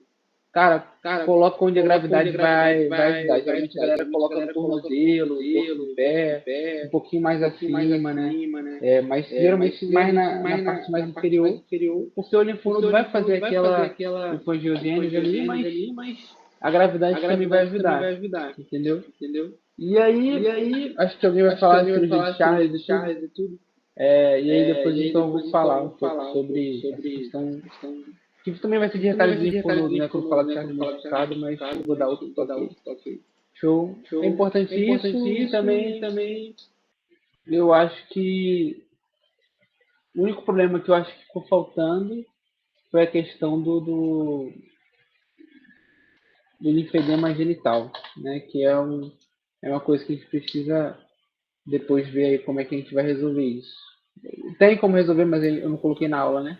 A gente falou de linfedema de membro. Você botou, pô, vou falar. Vai falar. Então, esquece tudo que eu falei aí. E outra coisa, essas questões do pescoço, né, mento, eu acho que conforme está sendo estudado isso, sobre a demência, né, e o linfático do cérebro, a gente vai ter que cada vez estudar, né, quando sair os estudos, porque eu acho que é provável que daqui a um tempo os pacientes que fizeram retalhos da região aqui mais da cabeça, pescoço, supraclavicular não, mas cabeça e pescoço aqui, ter alguma deficiência relacionada a isso. Mas aí só vai sair estudo disso daqui a não sei quantos mil anos, né? Vai sair daqui a, 30 anos, 40 anos, porque é algo novo que está sendo feito e para o paciente ter uma complicação tem que ter uma amostra grande para dizer que é alguma coisa, então só daqui para frente. Mas é isso, vamos embora. Marcos, quilo. Quando a gente tira aquela quantidade de linfonodo de lá, não dificulta na distribuição dos lipídios? De onde você está falando? Do aumento? Você está falando? É. Não. Por que não? Se na fisiopatologia ele diz isso, que os linfonodos daquela região fazem isso. Do aumento, fazem a distribuição dos lipídios. Sim, mas eu acho que você tira uma parte, né? Você não vai tirar toda a drenagem daquela região. É a mesma coisa do linfonodo inguinal. Você vai mexer na cadeia superficial, mas você não vai mexer na parte que está realmente drenando o membro todo, entendeu? Entendi. É uma parte que é descartável. Por isso que você não tira o aumento todo, você tira uma parte dele. Você tira, sei lá, uns 6, 7 linfonodos. Ele até fala que você pode levantar o retalho e aí você divide ele no meio, deixa uma parte e leva a outra. É um retalho que ele pode ser dividido ao meio. Eles falam desse jeito. Entendi. Obrigada. Provavelmente, assim, não é um retalho que está sendo muito utilizado porque videolaparoscopia, não sei se você viu, eu vi uma bariátrica essa semana e é difícil, pô. É uma parada chatinha, assim. Apesar da galera ter uma técnica, já ter tudo bem difundido, é uma parada assim, pô, você tem os materiais certinhos para fazer, né? Bem mais desenvolvido que a micro, né? Mas é um nível de dificuldade chata, pô. Não é fácil, não. E fora que, assim, pô, às vezes você vai suturar, pô, na cirurgia que eu vi, o cara perdeu a agulha, meu irmão. E aí, pra tu achar com aquele tanto de intestino lá dentro, uma agulhinha pequenininha? O bagulho não é brincadeira, não, velho. E aí tem que ser um cirurgião que tenha um interesse maneiro, né, em fazer isso, né? Não é qualquer um, não. É, ser capaz de ele aprender, né, fazer esse negócio pra dar um jeito.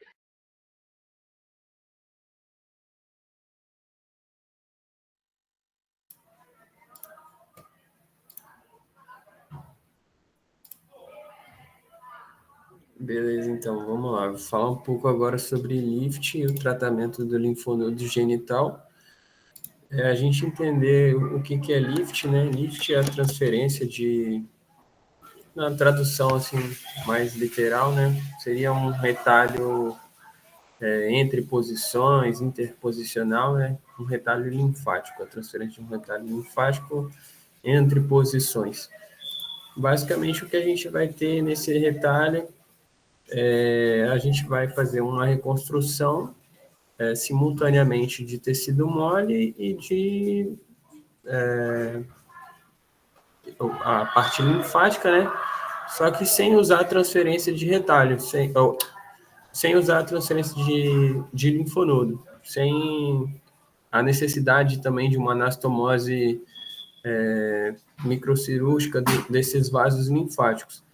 E aí o que a gente vai observar aqui é a utilização daquele exame que a gente já viu, né? A gente vai injetar aqui indocianina verde nos linfonodos para poder ver o fluxo do vaso linfático na parte doadora. E aí esse padrão linear que a gente está observando aqui, ó, ele vai ser marcado nesse retalho para que a gente ache mais ou menos como que é esse trajeto desses vasos linfáticos do retalho que a gente está tirando e vai fazer uma união, né, desses cutos aqui, onde a gente tem na parte receptora. Então, ele faz esse exame aqui na parte receptora, observa mais ou menos onde que está o fluxo desses vasos linfáticos e faz essa transposição, né, ajustando aqui a posição do retalho para a área doadora, para que haja uma coaptação, né, desses cutos aqui da área receptora com o retalho. Só que isso sem que haja uma anastomose, né, realmente desses vasos linfáticos. É mais procurando manter eles próximos mesmo e a própria regeneração que o tecido linfático tem, ele vai refazer esse trajeto. Aqui tem uma outra foto. Aqui já é um outro caso, né? Esse aqui foi um caso de um homem que sofreu uma fratura exposta, um Bushilo 3B aqui na perna esquerda, e aí usaram um retalho anterolateral da coxa direita, e aí incluíram, né, os vasos linfáticos. Aqui a gente consegue observar nessas linhas pontilhadas aqui amarelas, o trajeto que foi feito, né, fazendo aquele exame, e trazendo aqui mais no intraoperatório aquele sentido lá que eu falei, e aqui no pós-operatório a gente consegue observar, né, que a parte de edema, essa coisa toda ficou bem melhor, e aí a gente consegue observar aqui nessa última linfografia esse trajeto, né, do vaso linfático, como ficou aqui, como foi colocado no intraoperatório. E aqui, por último, a gente tem uma mulher, ela sofreu uma contratura de cicatriz na axila direita, depois de uma queimadura, foi uma queimadura mais profunda, né, acabou fazendo essa contratura, e aí eles utilizaram um retalho de perfurante da artéria ilíaca circunflexa superficial, né, e aí aqui a mesma coisa, foi feita a linfografia, né, para poder achar o trajeto, acha o trajeto, coloca no que já está lá na área receptora, e aí basicamente a gente restaura esses vasos linfáticos, né? A gente acaba preenchendo essa lacuna que existe e melhora o linfedema. Aí partindo agora para o tratamento do linfonodo genital. Quer falar alguma coisa, Marcos? Não, esse lift aí eu acho legal por causa disso, porque você não precisa de microcirurgia, então você faz lá o exame, você vê mais ou menos, marca, né? Como eu falei, a endosselina verde, você consegue marcar onde é que ela está passando com a câmera, então você vai vendo pela câmera onde é que está a sua mão e tal, onde é que você passa, e aí o resultado, não sei se você chegou a prestar atenção, você falou aí, o resultado é muito melhor, é tipo assim, quase 2 vezes melhor o resultado. Quando você consegue identificar o vaso linfático, pelo menos ter uma noção de onde é que está o vaso linfático no retalho e onde é que está o vaso linfático no membro. Então, se você conseguir identificar um vaso linfático no membro, você sutura a gordura perto, com fio 4.0, fio 5.0, você sutura a gordura para o vaso linfático ficar um perto do outro, entendeu? E aí depois você fecha o retalho normal. Então você deixa esses vasos linfáticos um perto do outro, quanto proximal com o distal do retalho, e aí a taxa de sucesso é muito maior.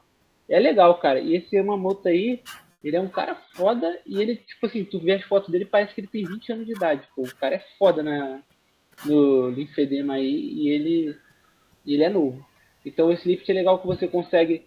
Às vezes você já tem que realmente reconstruir uma lesão bizarra, já tá tudo ferrado mesmo, e aí você faz o lift, você faz um retalho normal e aproveita para fazer com esse lift aí, que é um toquezinho que você pode fazer só por orientação, que você sabe que geralmente é daquele jeito, o outro lateral geralmente é daquele jeito, você pode fazer, mas se você conseguir identificar um vaso linfático e fazer uma sutura perto ali, você melhora muito a sua chance disso daí dar certo.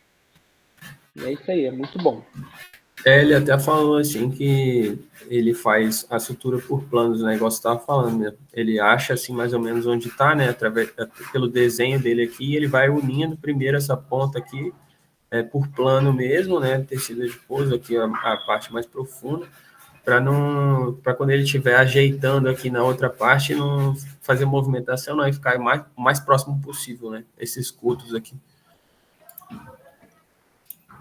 Aí de linfonodo genital que a gente vai ter, eu achei esse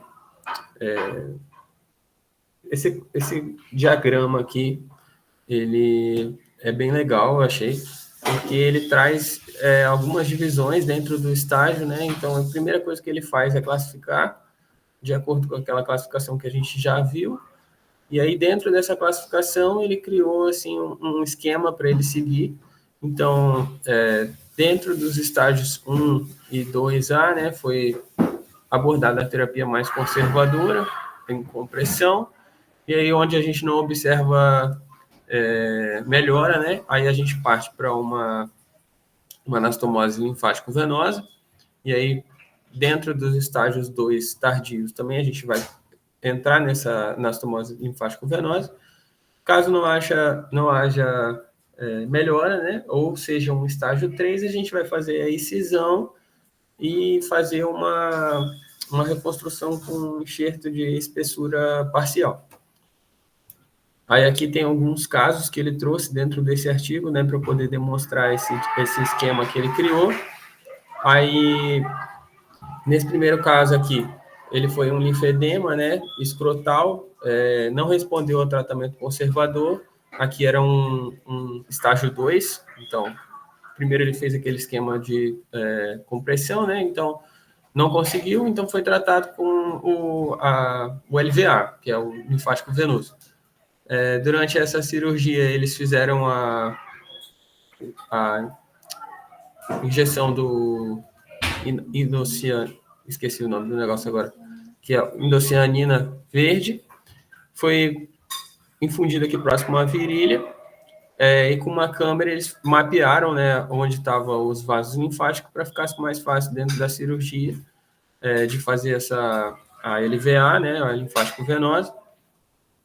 E aqui já tem o paciente 3 meses após a cirurgia, teve uma melhora bem notável, né, no edema, e o paciente também relatou que a urina passava mais fácil, sentia menos doce, sentia mais confortável. Aqui, num outro paciente que a gente tem também dentro desse artigo, aqui já era um estágio 3, dentro do estágio 3, o que ele fez é a cirurgia excisional, né, vai retirar a parte onde está mais afetado e vai fazer essa reconstrução com um enxerto de espessura parcial. Aí aqui a gente tem, né, feita a cirurgia, aí ele mostra aqui a pele mais endurecida, né, o tecido mais inflamado, já estava nessa inflamação mais crônica, né, e aqui um ano depois da cirurgia que ele fez com o enxerto de espessura parcial da área genital, né, e aí o paciente também teve uma melhora bem significativa, a urina passava mais fácil.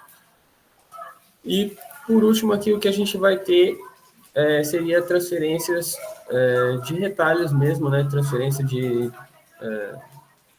do linfonodo inguinal, né? Que a gente vai ter aqui. Aqui tem um retalho inguinal, então ele pode ser pediculado ou não. E aqui nesse artigo ele traz a utilização de dois retalhos, né? Um para a região mais proximal aqui, né? Superficial, mais cranial, e a outra mais na parte do escroto mesmo.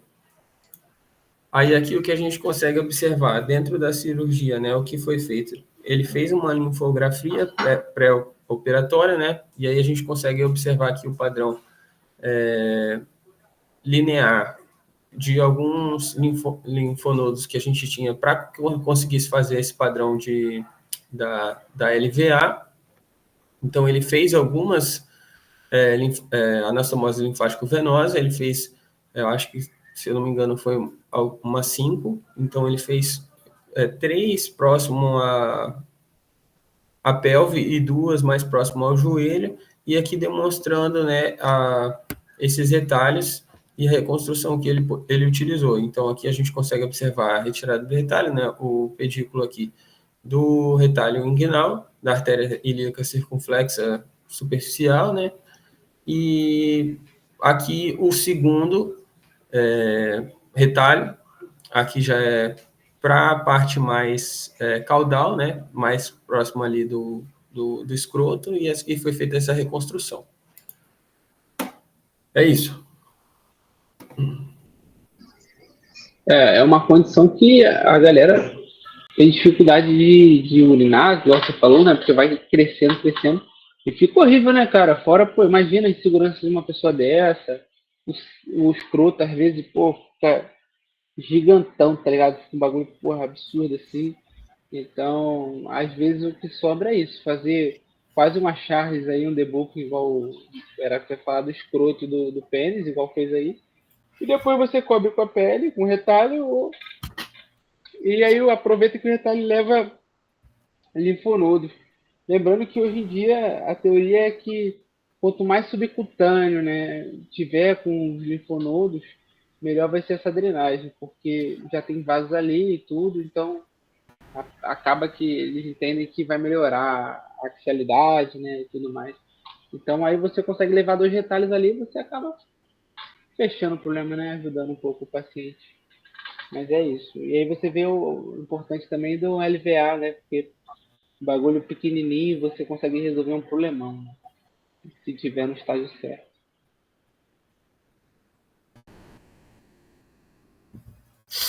Então, pessoal, vou dar continuidade aqui, tentar ser breve para a gente dormir. Vou falar sobre essas cirurgias aí. Aí, só para contextualizar aqui, no tratamento cirúrgico do linfedema, a gente vai ter a parte fisiológica, que o objetivo vai ser restaurar o fluxo linfático, e a parte incisional, que é exérese de tecido doente. Então, a gente vai, essas nossas abordagens que eu vou falar hoje vão ser todas da parte incisional. Então, o objetivo das cirurgias é reduzir o tamanho do membro, reduzir a incidência de celulite e melhorar a qualidade de vida do nosso paciente. Então, dessas cirurgias, né, desse tratamento cirúrgico incisional, a gente tem duas, que é a redução radical do linfedema com preservação das perfurantes, que é o debulking, e a cirurgia de Charles modificada. Aí, primeiro falando sobre a RRPP, então a gente vai retirar uma parte considerável da pele do tecido subcutâneo acometido. Então a gente vai conseguir fazer uma retirada e que pode possibilitar abordagens não cirúrgicas, como roupas compressivas no pós-cirúrgico, né? Pós a retirada desses tecidos. Então é importante também um conhecimento da anatomia para preservar as perfurantes dos angiossomos, né? E aí, outra possibilidade que surgiu com o tempo é a possibilidade de fazer essa retirada juntamente com a transferência de linfonodos no mesmo tempo cirúrgico. Então, na mesma cirurgia, você vai retirar aquele tecido que já não mais é mais funcional e colocar uma transferência de linfonodos, um retalho, né? Tudo isso na mesma cirurgia. A indicação para esse tipo de cirurgia, quando a gente tem um linfedema em estágio já inicial e intermediário, que é o 3B, de Runxixen, eu vou mostrar a tabela daqui a pouco, paciente que o tratamento falhou e pacientes que não são adequados para um retalho, por exemplo. Então, essa tabela aqui de estágio, com proposta de tratamento, né, com proposta de conduta, e aí se enquadra nesse 3B aqui, que já é um caso de não reversível, então já pensa uma transferência ou uma retirada radical. E a partir do 4A e do 4B seria a cirurgia de Charles, que a gente vai falar daqui a pouco.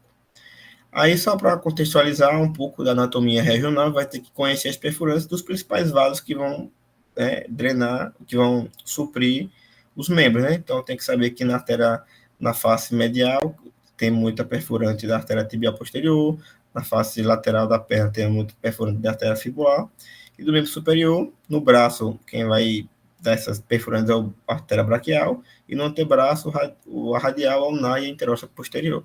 Então, tem que conhecer um pouco das perfurantes para que possa se ocorrer a cirurgia sem problemas. Um pouco da técnica cirúrgica, a gente coloca o torniquete, aqui para membro inferior, faz o desenho de duas elipses anteriores e duas posteriores, oblíquas e paralelas entre si, entre os angiossomas da tibial posterior e da fibular, e deixa entre essas duas elipses uma ponte de pele de 4 centímetros, para que a irrigação dessa região não seja perdida. E é essa região justamente que você vai retirar, né, de pele subcutâneo acometido, preservando as perfurantes. Aí você vai fazer a incisão até um nível da face profunda, que está cobrindo, então, literalmente, você vai levar muita coisa, vai pegar desde a face profunda até a pele. Então, uma camada considerável de tecido, já na parte inferior, né? Lembra do nervo fibular e do nervo sural, hemostasia, dreno e curativo. Seria uma cirurgia de debulking no membro inferior, na perna, né? Então, aqui é o esqueminha. Esse aqui tem imagem de um artigo e imagem de do livro também. Aqui é a imagem do cara que fez o capítulo é um artigo do autor do capítulo do livro, que aí ele traz esse desenho que eu falei, que é uma elipse paralela e oblíqua, duas anteriores e duas posteriores. Você vai fazer essas incisões aqui, respeitando aqui esses 4 centímetros de um retalho para outro, de uma incisão para outra, e aí vai fazer a retirada dessa região aqui, né, até a face profunda, tem subcutâneo e pele, e a tendência, o ideal é que tudo seja fechado com primeira intenção, sem precisar fazer nada. Tem que deixar numa região, um tamanho suficiente para que feche de primeira intenção. Aqui é o exemplo do livro, então foi feito aqui tanto na coxa quanto na perna, que é as duas na perna, e aqui o resultado do pós-operatório imediato depois de 2 anos. Dá para ver que tinha um linfedema, né, importante na perna esquerda, aqui a cicatriz das cirurgias, e aqui como ficou o aspecto depois de 2 anos. Satisfatória, né? Uma melhora considerável do tamanho do membro. Aí aqui eu trouxe um artigo que falou que traz um pouco do que eu estava falando, né? Hoje é possível você fazer a parte do transporte de linfonodos, aqui como o Gabriel já falou dos gastos epiploicos, né, do aumento, e aqui você faz a mesma coisa no membro superior, aqui pegando as perfurantes da braquial e aqui do antebraço, e você pode fazer o debooking, retirar o tecido, juntamente com a colocação de linfonodos transplantados. Tudo isso é um tempo cirúrgico só. Alguns cuidados pós-operatórios, geralmente a gente vai de alta de 3 a 5 dias, vai usar meio compressivo por 2 semanas e manter o membro elevado também por 2 semanas. Algumas considerações: a redução circunferencial foi de 2% em membro inferior, e as principais complicações foram celulite, em 20%, seroma e hematoma, né? Complicações mais comuns de cirurgias que é hematoma e o seroma, e 3% teve uma dormência que não se resolveram em 1 ano, né? Dormência de extremidade. Esse aí, né, algumas complicações, alguns efeitos da cirurgia. Aí eu vou passando agora para a cirurgia de Charles, né? Modificada. Primeiro eu vou falar um pouco da normal, né? Então a cirurgia de Charles foi descrita em 1940. Ele vai ser indicada para edema avançado de membro inferior, quando você já tem um quadro de induração, fibrose, pele semelhante a um couro e até os dedos já quadrados com hiperkeratose, ou seja, o quadro já bem debilitado, bem avançado do linfedema. Praticamente já é quase, né, uma fibrose, uma esclerose completa daquele tecido ali, né, do edema. Algumas complicações comuns dessa cirurgia era a ruptura da ferida, deiscência, hiperkeratose, ulceração, fazer uma ferida mais feia ainda e fazia um linfedema no pé. Então, aqui é um exemplo de um linfedema desse, né, do estágio A4, que é bem detonado, a pele muito feia, os pés também bem acometidos, então é uma situação já bem mais avançada. Então, aí a cirurgia, como tem essas intercorrências, foi mudada por esse Van der Waalt e colaboradores, que aí faziam um curativo negativo na cirurgia inicial e depois de 5 a 7 dias é que faziam um enxerto de pele. Já na cirurgia de Charles modificada por Chen, vai ser um procedimento excisional combinado com transferência de retalho de linfonodo. Então, a indicação seria para pacientes de linfedema estágio 4A e 4B que não são adequados para o debooking. Então, seria 4A e 4B, quando tem essa proliferação fibrovascular, a pele parecendo couro, úlceras cutâneas. E quando vê o 4B, quando acomete pé, episódios repetitivos de celulite, hiperkeratose e até osteomielite, né? Principalmente na região do pé, dos ossos do pé. Então, nesse 4A e 4B é que se encaria a cirurgia de Charles. E aí, para explicar um pouco da técnica de cirurgia de Charles, a gente vai operar primeiro um membro de cada vez, vai usar o tourniquet, vai fazer uma incisão circunferencial e 2 incisões em cunha, uma na face medial e uma na face lateral da coxa. Vai retirar da região a maior quantidade de enxerto de pele parcial possível e depois vai fazer uma dissecação profunda até a face profunda. E aí você vai retirar todo esse tecido fibroesclerótico que tem linfedematoso e separar da face profunda, removendo esse pedação de tecido. Na foto vai ficar bem mais evidente do que eu estou falando. E quando você explorar a parte mais inferior, isso, né, começa na região da coxa e vai descendo, você identificar que a osteomielite ou infecções de repetição muito importantes nos ossos do pé, você pode realizar a amputação de alguns dedos ou até de quase todo o pé. Depois você vai fazer a descontinuidade daquela pele que estava lá na coxa. Depois você retirou essa pele, você vai fazer a fixação do enxerto na face profunda.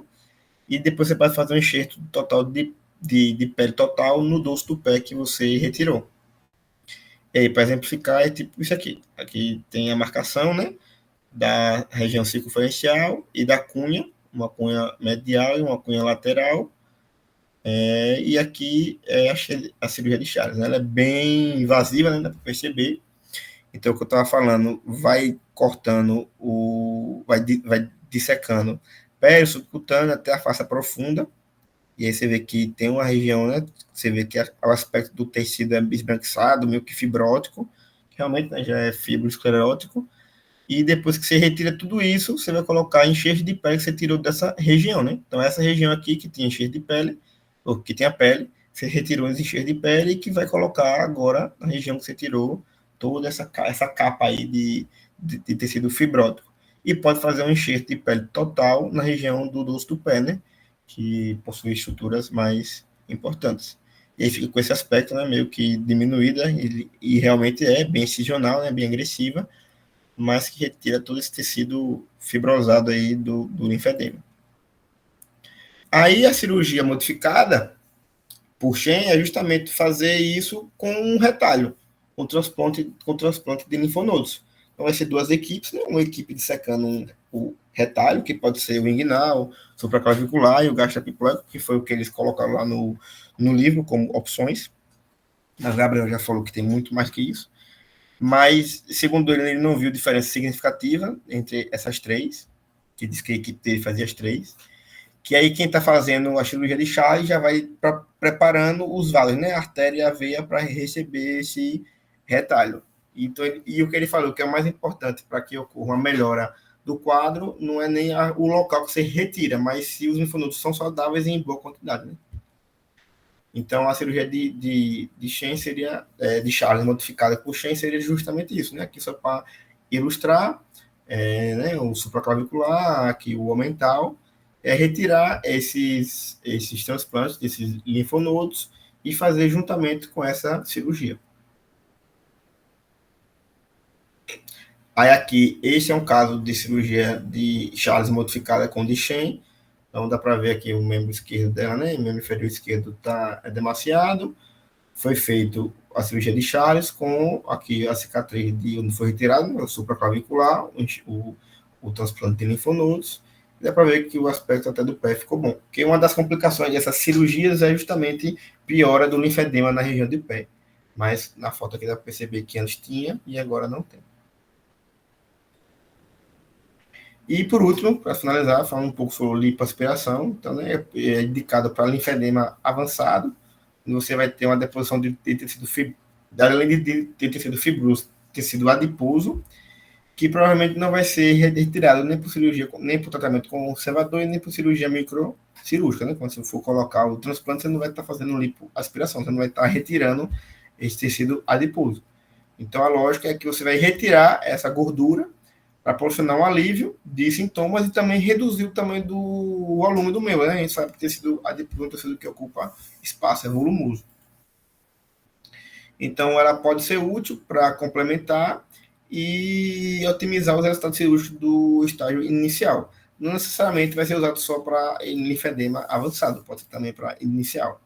E aí tem alguns aspectos legais que linfedema crônico no braço, no pitting, com volume de até 4,5 pode ser removido somente com lipoaspiração, sem outro procedimento. Então, um volume considerável pode ser melhorado só com a lipoaspiração. E aí a redução máxima para o membro superior é de 1 a 3 meses, né? E para o membro inferior é de 6 a 12 meses. Uma melhora, né? Uma redução máxima do volume possível depois de uma lipoaspiração. Aí, em média, são de 15 a 20 incisões de 3 milímetros de comprimento e é realizada por cânulas de 15 a 25 centímetros com diâmetro de 3 a 4 milímetros, né? Seria essa. Tem uma foto que exemplifica aqui um pouco, que é justamente aqui um braço, né? Dá para ver que tem um linfedema bem, né? Também é demasiado. E aqui, depois das lipoaspirações, fica nesse aspecto aqui. E dá para ver aqui, né, que tem 1, 2, 3, tem um bocado de incisões pequenas, né? Justamente de uns 3, 4 centímetros, que é por onde está passando a cânula para lipoaspirar esse braço. Vai perceber que ocorre uma redução muito significativa do volume do membro, né, do tamanho do membro. E assim, a recomendação é que após o procedimento, a pessoa deve usar roupas compressivas submedidas. E que regularmente, quando for acompanhar com o ambulatório, né, com o médico, fazer medidas e ajustar cada vez mais as roupas para ficar sempre sobre medida, né? As compressões. Aqui também é uma paciente que tem um linfedema já em estágio mais avançado e que por ali para aspiração, né, ficou com um aspecto bem satisfatório. Né? Fez uma estectomia esquerda, agora com linfedema, mas aí com a lipoaspiração ficou, resolveu, né, em parte, o volume ficou bem melhor, bem mais simétrico do que o outro braço, do que antes da lipoaspiração. E foi isso. Show. É isso. Esses são alguns outros procedimentos, né, que tecnicamente não são tão complicados, nem tão complexos. A lipoaspiração ela é muito utilizada mais para estágio inicial, porque quando está em estágio avançado tem muita fibrose e você não consegue sugar tanta gordura. Você não consegue diminuir, porque a fibrose ela não entra também na cama, né? Mas você consegue fazer em estágios iniciais. Só que como você não tira todo o subcutâneo, você não faz nada para resolver efetivamente o problema, dá uma melhorada vamos supor, você dá uma melhorada na condição do paciente, você dá uma melhorada na consequência, mas você não resolve você não resolve a raiz do problema, né? Que é um problema do linfático. Então aquele membro vai crescer de novo. E o que eles fazem na verdade, eles fazem esse procedimento para que o paciente consiga começar a fazer elastocompressão, né? E aquilo ali que ficou não cresça de novo, né? Então o paciente, na verdade, ele faz esse procedimento para melhorar, porque às vezes está com infecção e tudo, já está cronificando, e ele faz a lipoaspiração para tirar todo o subcutâneo, tudo não, né? Mas diminuir o subcutâneo, facilitar essa questão da compressão e do tratamento, né? Realmente, propriamente dito, tratamento para não piorar. Tem esse debooking, né, também, que você pode fazer, não vou falar muito. Agora, a diferença entre a Charles e a Charles modificada é isso, né, que você falou. A Charles modificada, por Shane, bota o linfonodo no pé. Por quê? Porque você não pode tirar a pele do pé. Né? O que dá o linfedema, que produz a linfa, é o subcutâneo. Então, quando você faz o Charles, você tira toda a pele subcutânea, porque se você não tem subcutâneo, então você não vai ter linfedema, né? Porque você não produz linfa. Só que você não pode tirar do pé, porque senão o paciente não consegue andar. Você não pode tirar do solo do pé. Você não pode deixar com enxerto de pele lá, entendeu? Não aguenta o peso. Então, o que eles começaram a fazer foi colocar o transporte de linfonodo no pé para drenar. E o resto tira tudo, cara, circunferencialmente. Tira todo o subcutâneo, toda a pele, faz enxerto, é isso aí. E fé. Aí o Rui outro dia fez uma pergunta interessante que foi: mas por que então como que drena se você tirou todo o linfático, né? Porque você tirou circunferencial a perna. Como que o retalho que você colocou no pé vai melhorar o linfedema do pé se não tem para onde drenar?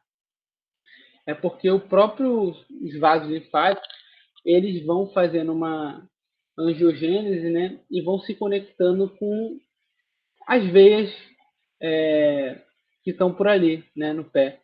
Então, durante o processo de cicatrização, vai tendo essa construção de novas cadeias linfáticas ali que vão estar drenando, né?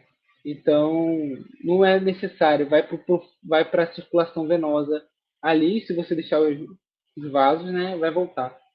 Então, é isso aí, faz esse sentido, parece uma coisa horrível, mas em pacientes em estágios muito avançados, geralmente só tem essa opção, porque nada que você vai fazer vai funcionar, porque só está tudo substituído por tecido fibrótico, né? Então, é isso, galera. A cirurgia é bem agressiva. É bem agressivo. O debug é isso, você faz tipo, você tira um pedaço, mas você preserva, né? Perfurando e depois preserva ele. Charles é muito agressivo, pô. Eu nunca vi não, mas vejo lá no grupo a galera fazendo, tem um grupo de microcirurgia que a galera faz, acho bizarro, pô. É bem bizarro. E o paciente fica ferrado, pô. Fica uma merda. Dúvidas, galera?